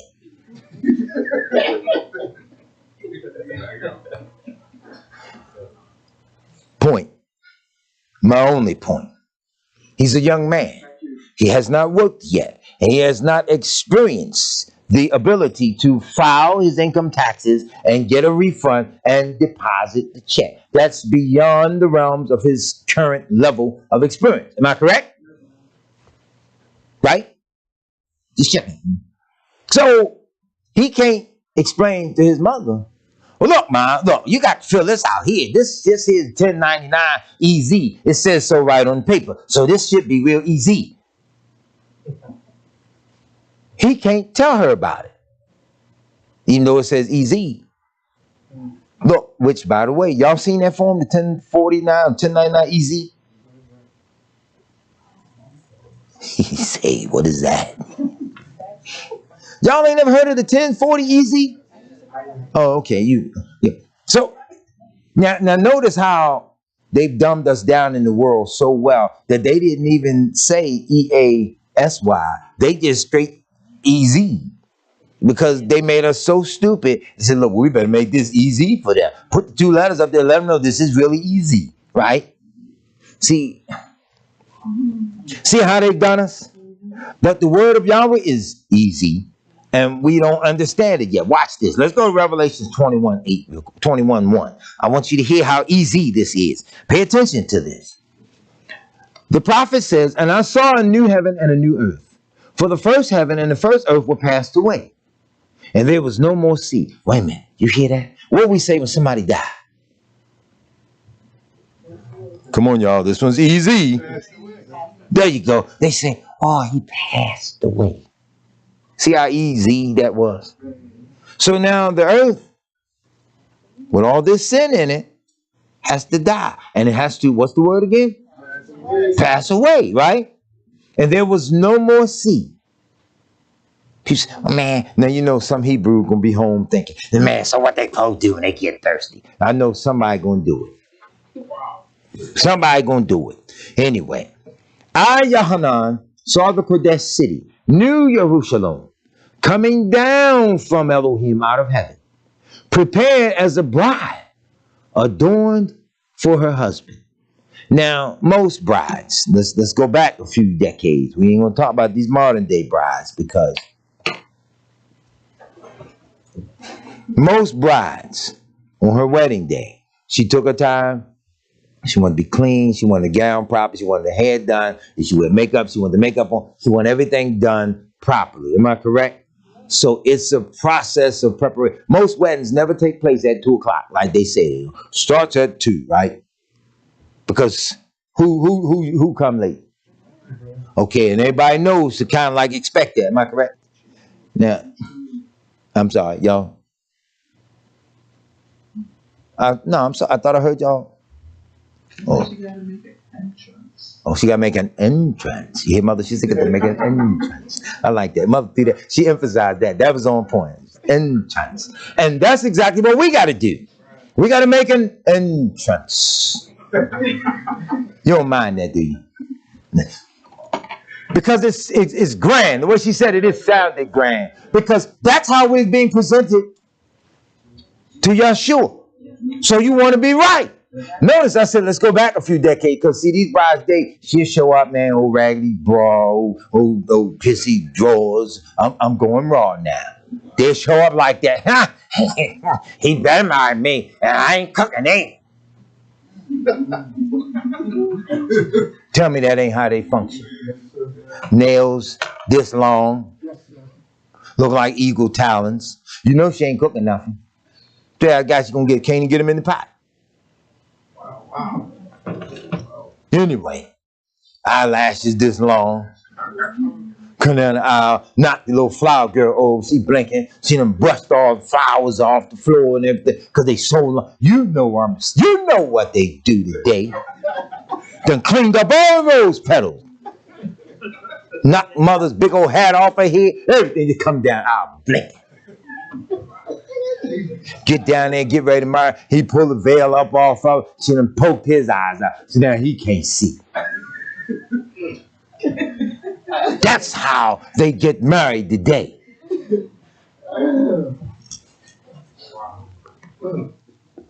Prepared as a bride, adorned for a husband. So we got to be clean. And I heard a great voice out of heaven saying, behold, look here. The tabernacle of Elohim is with men, and he shall dwell with them. Stop. Look at that verse. He heard a great voice out of heaven saying, behold, the tabernacle of Elohim is with men. The tabernacle of Elohim is with men, and he, the tabernacle of Elohim, is with men, and Yeshua will dwell with them. Is he not the tabernacle? Yes, sir. It's deep, ain't it? Yes, sir. Come on. So we worrying about this world as it's going down. What's coming up behind it is the kingdom of the anti-Messiah. Just a few more years, and that one is going to be gone. And he will dwell with them, and they shall be his people. And Elohim himself shall be with them and be their Elohim. Yeah. Yeah. And Elohim shall wipe away all tears from their eyes. Now you notice how some Hebrews don't want to use this word Elohim. But yet they say they have Hebrew scrolls or copies of it, what have you. And if you know the Hebrew alphabet, you'll see the word Elohim right there in Scripture. How you going to throw that away if it was there in the original writ?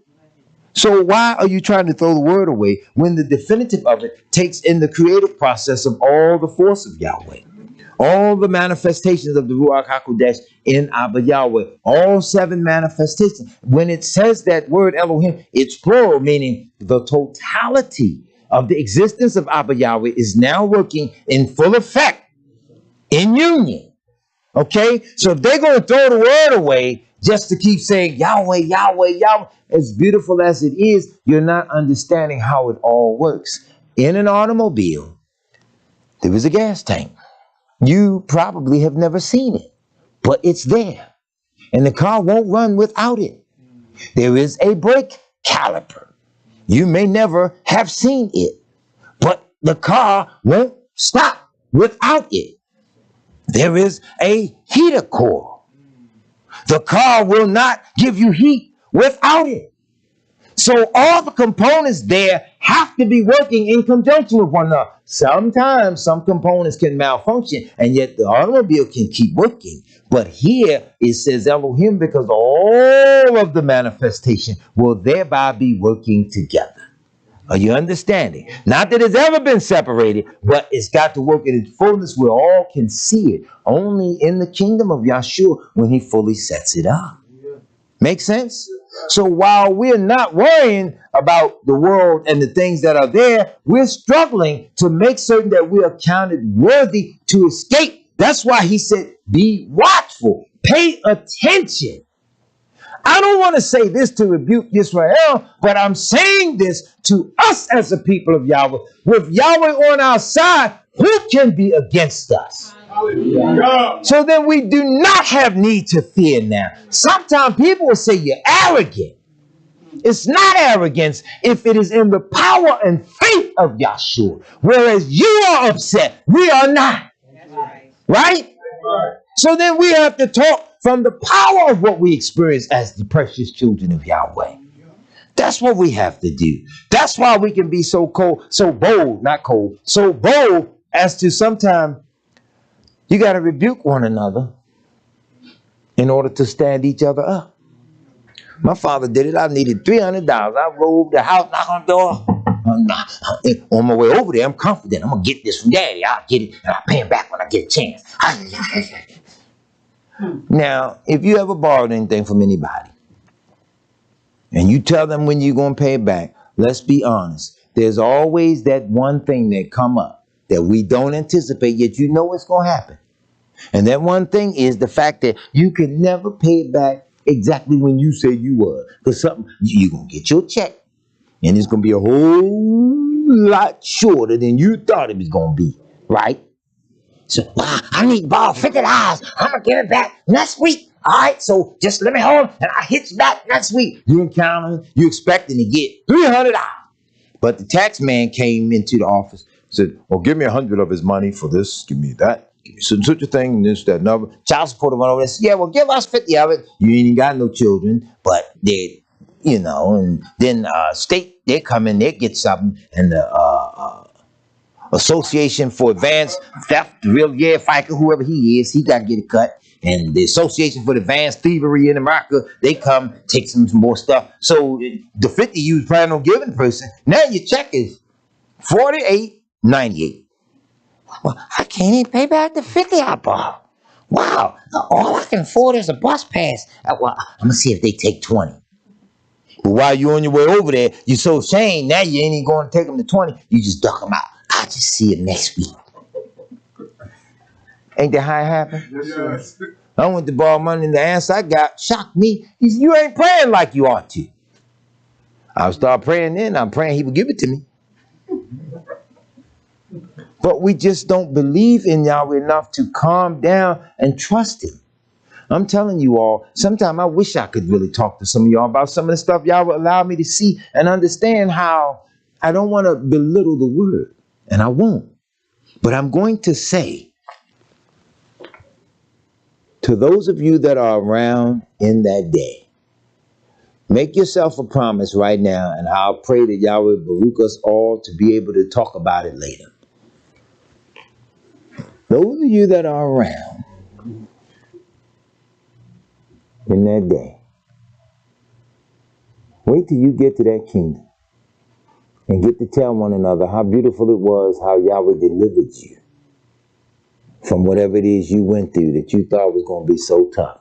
You'll be able to deal with it for a little while in the kingdom age, but it ain't going to be long, because like the thoughts of a loved one or family member that suffers from Alzheimer, and those thoughts eventually get erased from their mind, you will have come through this so well, so beautifully, so miraculously, so strengthened in Yahweh that the former things will not even come into your mind nor be remembered. Make sense? So why are you afraid? You hear what I'm saying? Why are you afraid? Because you're nosy. Think about it. You're afraid because you're nosy. You want to know exactly how Yahweh going to do it. You want to know the exact precise moment he going to make the wind blow and do something. Yahweh did something so miraculous for me in 1995. I was working in a lumber yard. In the summer of 1995, I'll never forget this, we had 25 straight days, 100 degrees, 25 days in a row. I'm working in a lumber yard.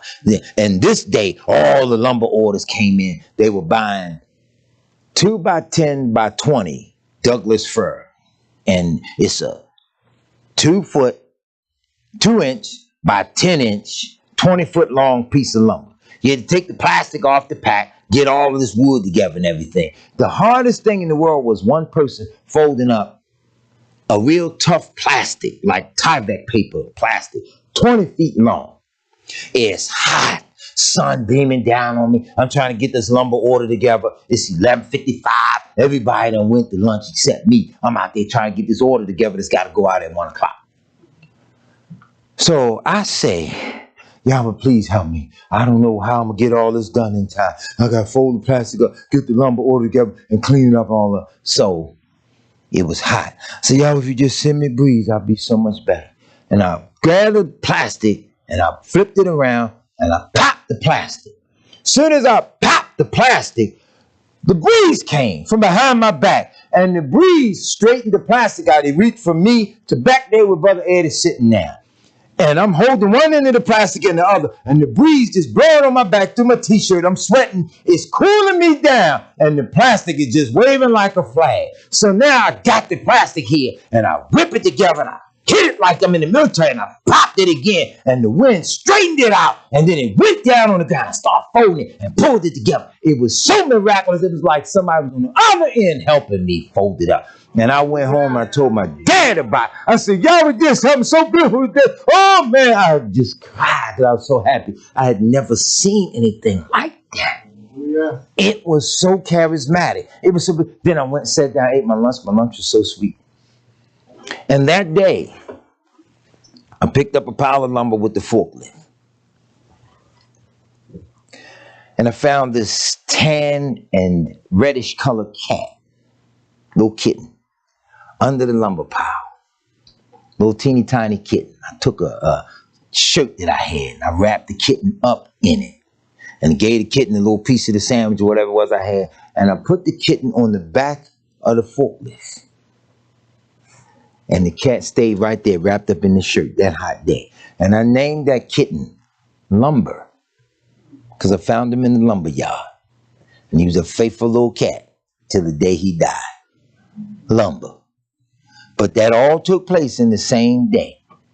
And little stuff like that, I can testify because imagine you having an even bigger problem.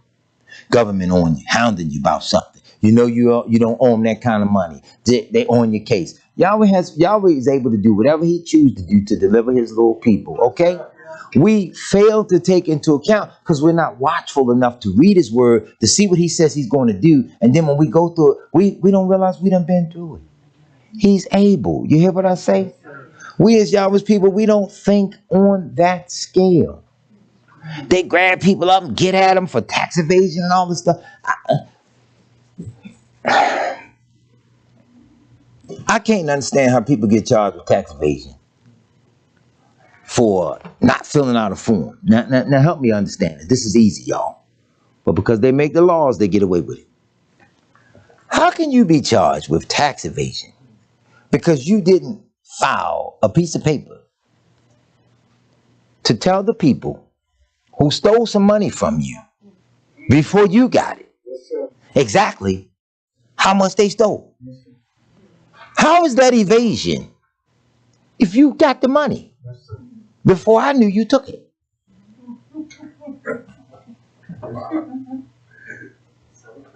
Am I wrong? No.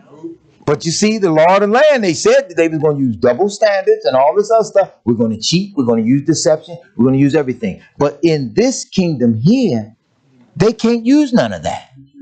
Yahweh shall wipe away all tears from their eyes. There should be no more death, neither sorrow, nor crying, neither shall there be any more pain. For the former things, there's that word again, passed away. We get all upset. Oh, I just can't make it. Oh, the mark of the beast system will crush those of us that are not rooted and grounded in Yahweh. When we stand firm in Yahweh, even our oppression will appear to be a breeze blowing on a hot summer day. Yahweh said, when a man's ways please him, he maketh even his enemies be at peace with him. We don't realize Yahweh's able to do it. Why are we afraid? Let's help each other get over fear. Let's use the greatest example of fear we can find in the scripture. It was time to die. Just as the book says, Yahshua began to sweat, as it were, great drops of blood. I read up on that in the medical records and all. Your body can go through such stress that it can actually produce sweat and blood, or you can bleed, you can sweat blood. You can actually do it. So that's the intensity of the stress that he was under. But the most beautiful dynamic of the story was the flesh. He caught himself. And he said, Abba, if it be your will, make this cup to pass. Right? Then he turned right around and said, no. Nevertheless, not my will, but thy will be done. When he let go and let the Almighty have his way, it became eased. Are you hearing me? We have to know, wait a minute now. There was nothing made that was not made without him. Even death was made by him. He tasted of death for all of us, that we might have life. And he said, have it more abundant. See, he always had it. But yet he went through it for you and I. Isn't that serious that you got somebody that ain't afraid to go through what they're going to send you through so they can talk you through it? Hallelujah. Are you hearing what I say? He's already been through it. Overcame it. Life is so beautiful and it's so touching. If people, bad example, but good example. Say what you want about the man. If there was ever a song that R&B singer Teddy Pendergrass sang that had any meaning, there would be one. The song called This Gift of Life.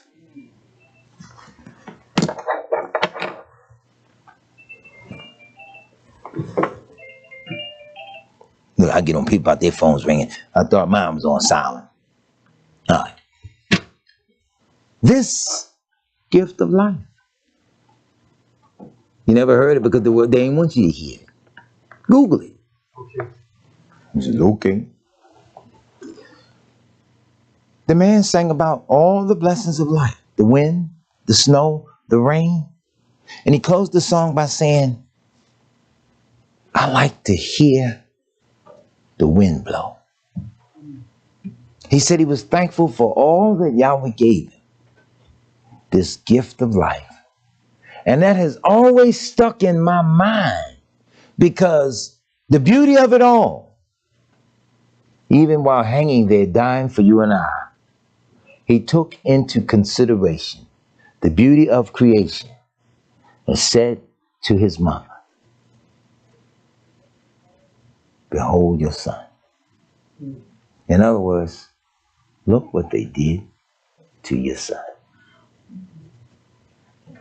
Come on, man. You think his mother won't be there in that kingdom age? This is why you have to talk to the daughters of Yahweh in such a very loving and caring manner, like a father. Sometimes you get pushed to the point of tears. And it's all right to cry. Because a loving father, he gonna snatch his children up in his arms too. You can't have that characteristic as a father or as a mother without having gotten that from Yahweh. So he created the woman to give birth to all creation. And they go through all that they go through in the earth at the hands of men because we don't respect he who gave us the gift of life. You hear what I say? We don't respect it. This is why I don't believe in playing with men. Men, we don't know how to go to Yahweh. So you know they're not going to apologize to a woman.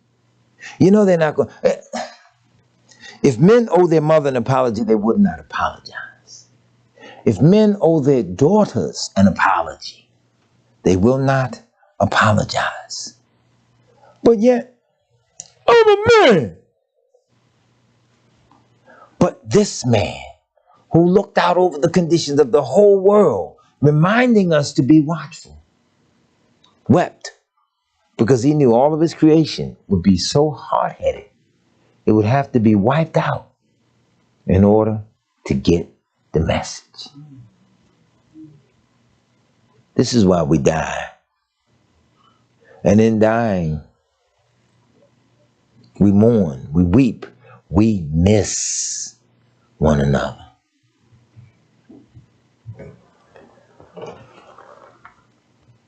But imagine resurrecting, being so filled with the Ruach, so right and so joyous in Abba Yahweh, forever with each other, to a point where you never get to miss each other ever again. Neither do you ever grow tired of each other. You ain't imagined that. Tell the truth. You've never imagined it. Because if you really begin to imagine it, you're going to calm down and then you're going to fight for it. You're going to work for it. You're going to go after it. And you go after it with all you have. This is what Yisrael need. Messengers of Yah got to sit the people down and talk to them. Now. You got to tell them, calm down. I remember me and Amy Kobe, we were children, we were dating. I told you all this story dozens of times. The boys in the neighborhood where she lived, man, they whooped me. They didn't want me in the neighborhood. They whooped the stew out of me. But I had to go get some help. If I was going to go back, we wouldn't be married today. I needed some help.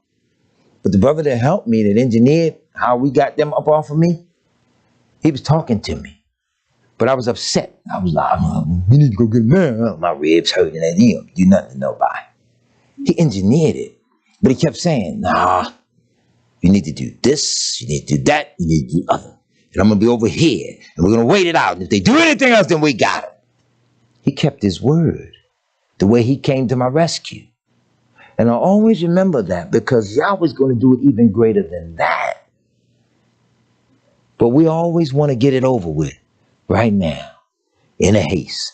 Yahweh, I don't want to go through this trial. Shut your mouth and go through it. I'm tired of this. I'm tired of that. You think Yahweh ain't tired of our sin? But he loves us so much. You got to be brought to the point of tears, embarrassment, imprisonment, near-death experiences, the loss of loved one. Sometimes Yahweh got to knock us down by taking everything around us. He take your job, take your housing, take all the stuff you love. He take everything around. If he don't leave you no more than standing there in your drawers and a pair of socks, sometimes he has to bring us to that just to get our attention, to simply say, I love you. I spared you in the midst of all this because you are something special. But you got to do right. We don't want to go through that. We want our blessing right now. We want the car to always be working right. We want the heat to always be perfect. We want the refrigerator to always have everything in it that we want to eat. We want our clothes to always be pre-ironed, have the crease in the skirt or in the pants that I need. Right? We want the hat to sit on our head just the way we imagined it. We want everything. You hear what I say? Yes, sir. But we won't give him what he asked for. We tore down a building last week. We had to stop. We started going into it. We hollered in there, make sure nobody in there. But there's a protocol down in D.C. You got to have the police come through. They got to walk through, make sure there's nobody in there, no dead bodies, and no inhabitants that don't want to come out. So they called us, made us stop everything. We had to wait for the police to come. Police come, and he's scared. He said, well, come on, one of y'all got to walk through with me. He's like, you got it done. It's three of y'all. Y'all, come on, walk through with us. So I'm nosy. Walk through the building with him. Everything's in place. They going through, searching the building. We get back. I said, now look, for the record, I got to document this. So I'm going to get a picture of you all quick while you're all here on site so they know you came and we did the police inspection and everything. So they were there. They, oh, you got to take our pictures. They lined up. I said, look at them. Look how vain they are. So to test my theory, I says to one of the brothers, I said, all right, let me take the picture. You ready? Wait a minute. You got a hair over there that's out of place. And he patted it. I shot the picture right while he was doing this. Point. You just that vain? One hair. You got a little bush. And I said that to him for me, because I'm thinking, how vain are we as a people? He said, man, you got one hair out of place before I snap this picture. He tried to push the head back. You see how we think? One little hair. That's us in life. We're so vain. We think we shouldn't go through trials and tribulations because I now know Yahweh. Okay, Yahweh going to try you to see whether or not you really are worthy of it. Do you know when they find gold that they wash it, they do whatever, but sometimes the gold's been in the earth so long that some of the minerals and the deposits that are in the cracks and crevices don't all wash out, but you know it comes out in the flame. The gold don't burn up. The gold melts, it gets liquefied, where it got to cool off and be beaten to the shape that it is. But those minerals and those dirt, the deposits, a stone or what have you, it may be deeply embedded in it. It burns out in the fire. Yah says that we are his precious gold, and we have to be tried through the fire to burn out some of the impurities that are within us. Okay? You hear what I say? Come on, Yisrael. We think we're above that now. We're not. You, me, I, him, us, them. I had a cramp, hit my leg one day, it tore me up so bad. I took my shoe off. And I drove, and I'm like, one shoe on, one shoe off. I came here right after I got off work. I drove a couple miles, just one shoe on, one shoe off. Got out that truck, I parked in the back, ran right here, left the shoe in the car. Come all in here. Every time I come in here, I kneel here first. So if you all ever see me come in here and I don't kneel down here and pray first, know for certain I've been here earlier that day and I already did it. But I don't come here without kneeling at that altar and praying. So I came here and I knelt down and I prayed and I thanked Yahweh for everything. And I prayed as I removed that cramp. And I felt so comfortable that I was like, where is my shoe? He had relieved it in such a way I was so comfortable. I'm walking around here hopping because I'm off balance. Got one boot on, one boot in the car. So 10 minutes walking around in here looking for a shoe in rooms that I hadn't even been in. For a shoe that was out in the car. When I got out there and realized where it was, I chuckled because a specific scripture had come to mind. I was in so much agony with that cramp that after Yahweh relieved it, I thought about the scripture. He says, when he restored Israel, the former things will no longer be remembered, nor come into your mind. I was so relieved walking around in a sock that I didn't even know where it was. That's how your trials and tribulations are to you. It's a small thing to him, but yet he's not going to forsake any of us.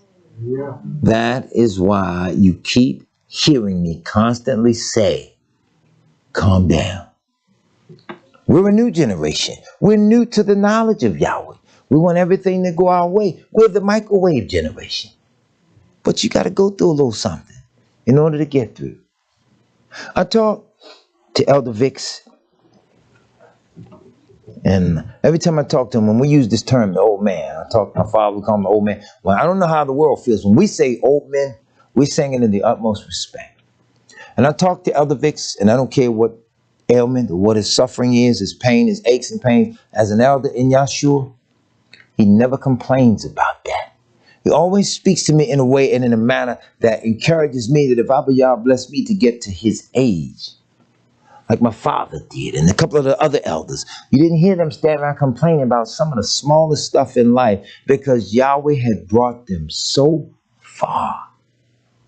You're losing elders, Israel, that have the knowledge.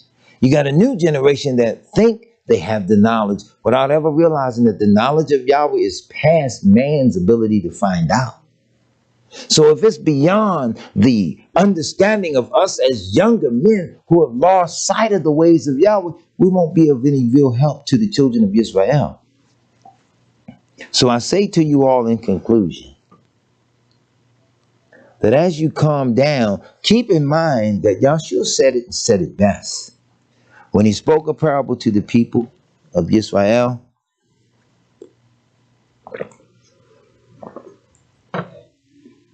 Luke 18:1. Who spoke a parable unto them,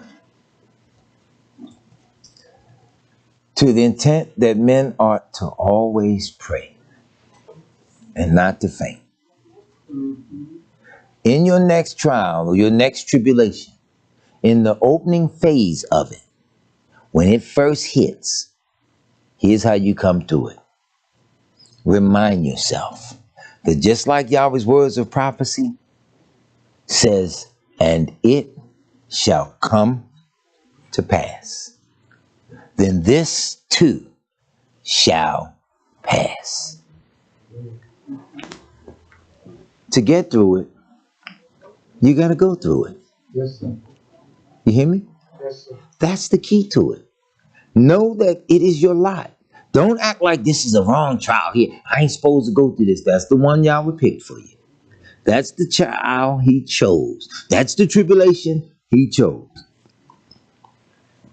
And if he chose it and he put it upon you, he did it for the infinite wisdom purposes of his own. You obviously can handle it. He put it on you. Yes, sir. I realized that when we were down ill. When we were sick, I cried out to Abba Yahweh. I heard my Isha moan and groan, and she was in such pain and agony. That thing hurt me. And I asked Abba Yahweh to relieve and ease her pain, if it be your will, immediately. And he did that. And there's this way she breathes when she's relaxed and she's really sleepy and getting that rest. I prayed that prayer, and inside of a 30-second window, I heard her breathe a sigh of relief. And from that next morning onward, our healing process began. And I never forget that. I remember that experience well. And in the midst of all of that suffering, I never forgot to pray for other Israelites and receive letters and brothers and sisters that were down ill. One dear sister, she was ill right around the same time we were, and talked about how Abba Yah brought her through it, able to keep the Passover and all the different things. And I just think on it and realize Yahweh was with us in all that we've gone through. You couldn't pay the rent, but you're still in that house. You didn't know how you were going to feed the babies, but they're still alive. And if you watch them close, they're putting on weight. You didn't know how you were going to get gas in the tank, but for some reason or another, you look at the tank and you still got 3/4 of a tank. Do you hear me? All the little things that you never give any careful consideration to, yet Yahweh's doing it. We always manage to complain about our own trials and tribulations, but yet we can't complain. It's all the result of sin. And there's always somebody that was the first that set the precedent for how you and I go through it. Poor little Hawa. Can you imagine the agony? Being the first mother in the history of the world to lose a child to senseless street violence. All that pain, all that agony. Somebody that had never died. Nobody on the earth had ever died until it entered into somebody's mind. You hate them so much you don't even know the process of ending life, but something made this person end a life. There was a first. Everything. There was a first sin. There was a first fornication. There was a first adultery. There was a first murder. There was a first everything. And the whole world had to deal with it. It's new in the earth, but it all had to be dealt with. And after thousands of years of it, even the earth has grown tired of it. Yahweh says it's getting down to the wire that when he's striking the earth at this time around, he says the earth shall no more cover her slain. Meaning enough. The earth won't even receive the bodies. We got something to go through. And we all sitting around complaining about some of the smallest trials and tribulations that we had. Stop and pray and ask Yahweh in the name of Yahshua that if we've ever gotten out of hand with the trial or tribulation that's really a splinter in comparison to some of the trials that others are going through. Ask Yahweh for that type of forgiveness, that type of strength, that type of healing. Ask Yahweh for the power and the strength of forgiveness. Sometimes you got to forgive and look past different things. Sometimes you got to take things that you don't even want to take. But if he put it on you, that's your test to make it in. That one trial could be your admission. That could be your bus ticket. That could be your pass to get to that one trial that you're complaining about and you feel, I don't want to go through this one. This could be the very one that bring you up and strengthen you, and it teach you from that moment onward. Because it is written, many are the trials of the righteous, but Yahweh bringeth them out of them all. Think about it, Israel. Your little trials you go through, hey, could be worse. Devil could have a personal conversation with Yahweh about you. You hear me? He could be having a personal conversation with Yahweh. Well, you know, I got one. You consider my servant so-and-so, this one, that. So, well, look at her. Go out, try her, but don't take her life. Think about it. You may just be having a Job day, and here you complain. You got to trust Yahweh. If he feeds every single one of the birds, you don't forget a single bird, then he won't forget you. You hear me? You ever watch the bird? You ever watch a bird eat? Come on, man. I watched the homeless man cry. Ema, this one's for you. I watched the homeless man cry yesterday. It's because of you.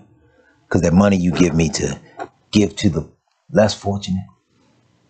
You could tell he wasn't on drugs or anything. He just strolled past the job site and asked for something. He said, man, y'all went on lunch yet? Y'all had lunch yet? Or anything? I said, yeah, we ate lunch earlier today. So I was just curious if you had anything left over. I just want to get something to eat. So I said, oh man, well I already ate my lunch, but what can I do? How can I help you? He said, oh, whatever, anything will help. So first thing came out was one of those $5 bills. I gave him that. I said, go and get yourself something to eat. Go do that. And he said, y'all hiring? I said, well, I got a full crew here. But you could see he was, forgive me, I'm doing what he was doing. He was trying to fight back the tears. So I said to him, that's nothing but pieces of paper. And it came out of the earth. And I've learned that you must never withhold anything that has come out of the earth from those who dwell on the earth. Because we've come out of the earth and one day we will return unto it. And he was like, that's deep. That's heavy, man, because don't nobody care about me like that. Wow. And he went on down the street. And that thing touched me because that envelope, you marked that envelope for those in need. And I don't walk around handing out money every day, but I just know when y'all would lead me, sometimes you encounter people that are less fortunate than yourself. And we complain about some of the little trials that y'all would put on us. But you all see me cry a lot because I know what's coming. And it ain't pretty. And I've read and studied a lot of this politics and stuff over the years, and I can see Yahweh's word in it sometimes, how it's going to unfold and it's going to be so rough and so tough. But yet I find a great joy and a delight in it because he's got to establish a kingdom over this whole earth.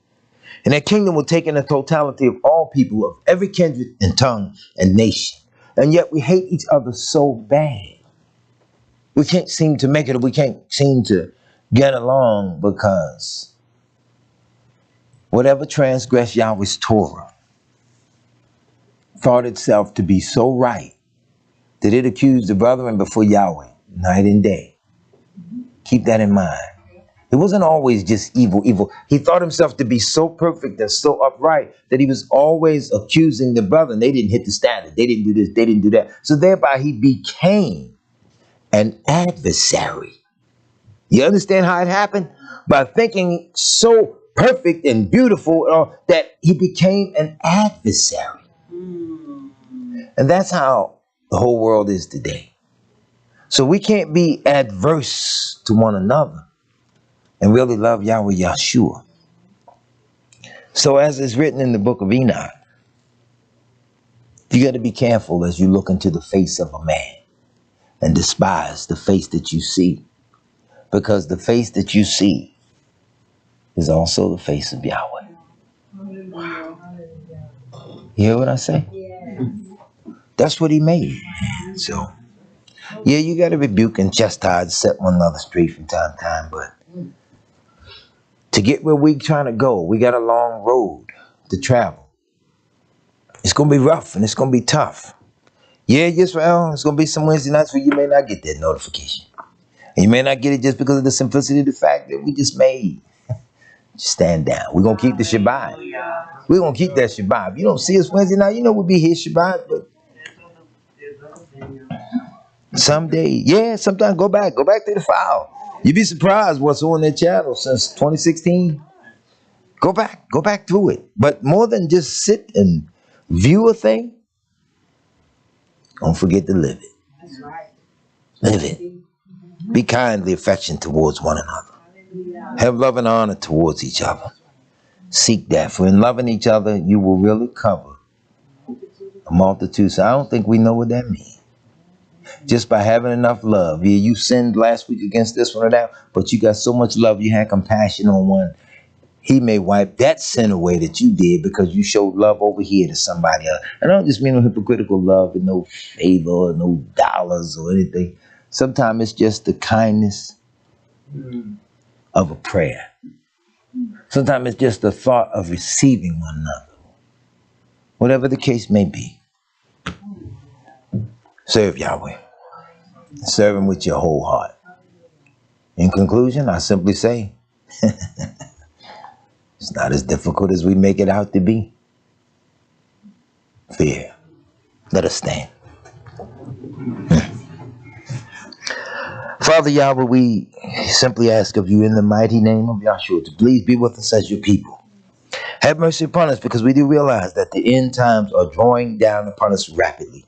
We beg in the mighty name of Yahshua that wherever your people are, regardless of their race or their color, those that call upon your name, Abba Yah, out of a true and clean heart, have mercy upon us because we realize that we are about to go through hell and high water. We ask you in the name of Yahshua Messiah that you please be with us. Let no hurt or harm come upon us that you have not ordained to turn into a great blessing for us as your people. But we ask further in Yahshua's name that you continue to bless the word. Those that have sent forth prayers, offerings, letters, calls, and emails, that the word of Yah may continue to have free course here. Baruch them as well, Abba Yah. Remember your people, some that are sick and shut in prisons or in homes, hospitals, whatsoever the case may be. Remember them, Father Yah, and have mercy upon us. Grant us a peaceful and safe entry into the greatness of your kingdom to come, as opposed to this world ruled by men that hate and despise your way. They hate all righteousness, but we ask you, Abba Yah, to enlarge our hearts as you enlarged the heart of King Solomon. Give us a heart and mind of not only just love and honor towards each other, but most importantly of all, a love and an honor towards you and your son Yahshua, because we know that we love because you first loved us. This blessing we ask in Yahshua's name. Hallelujah. Hallelujah. Happy Sabbath, Yisrael. Hallelujah.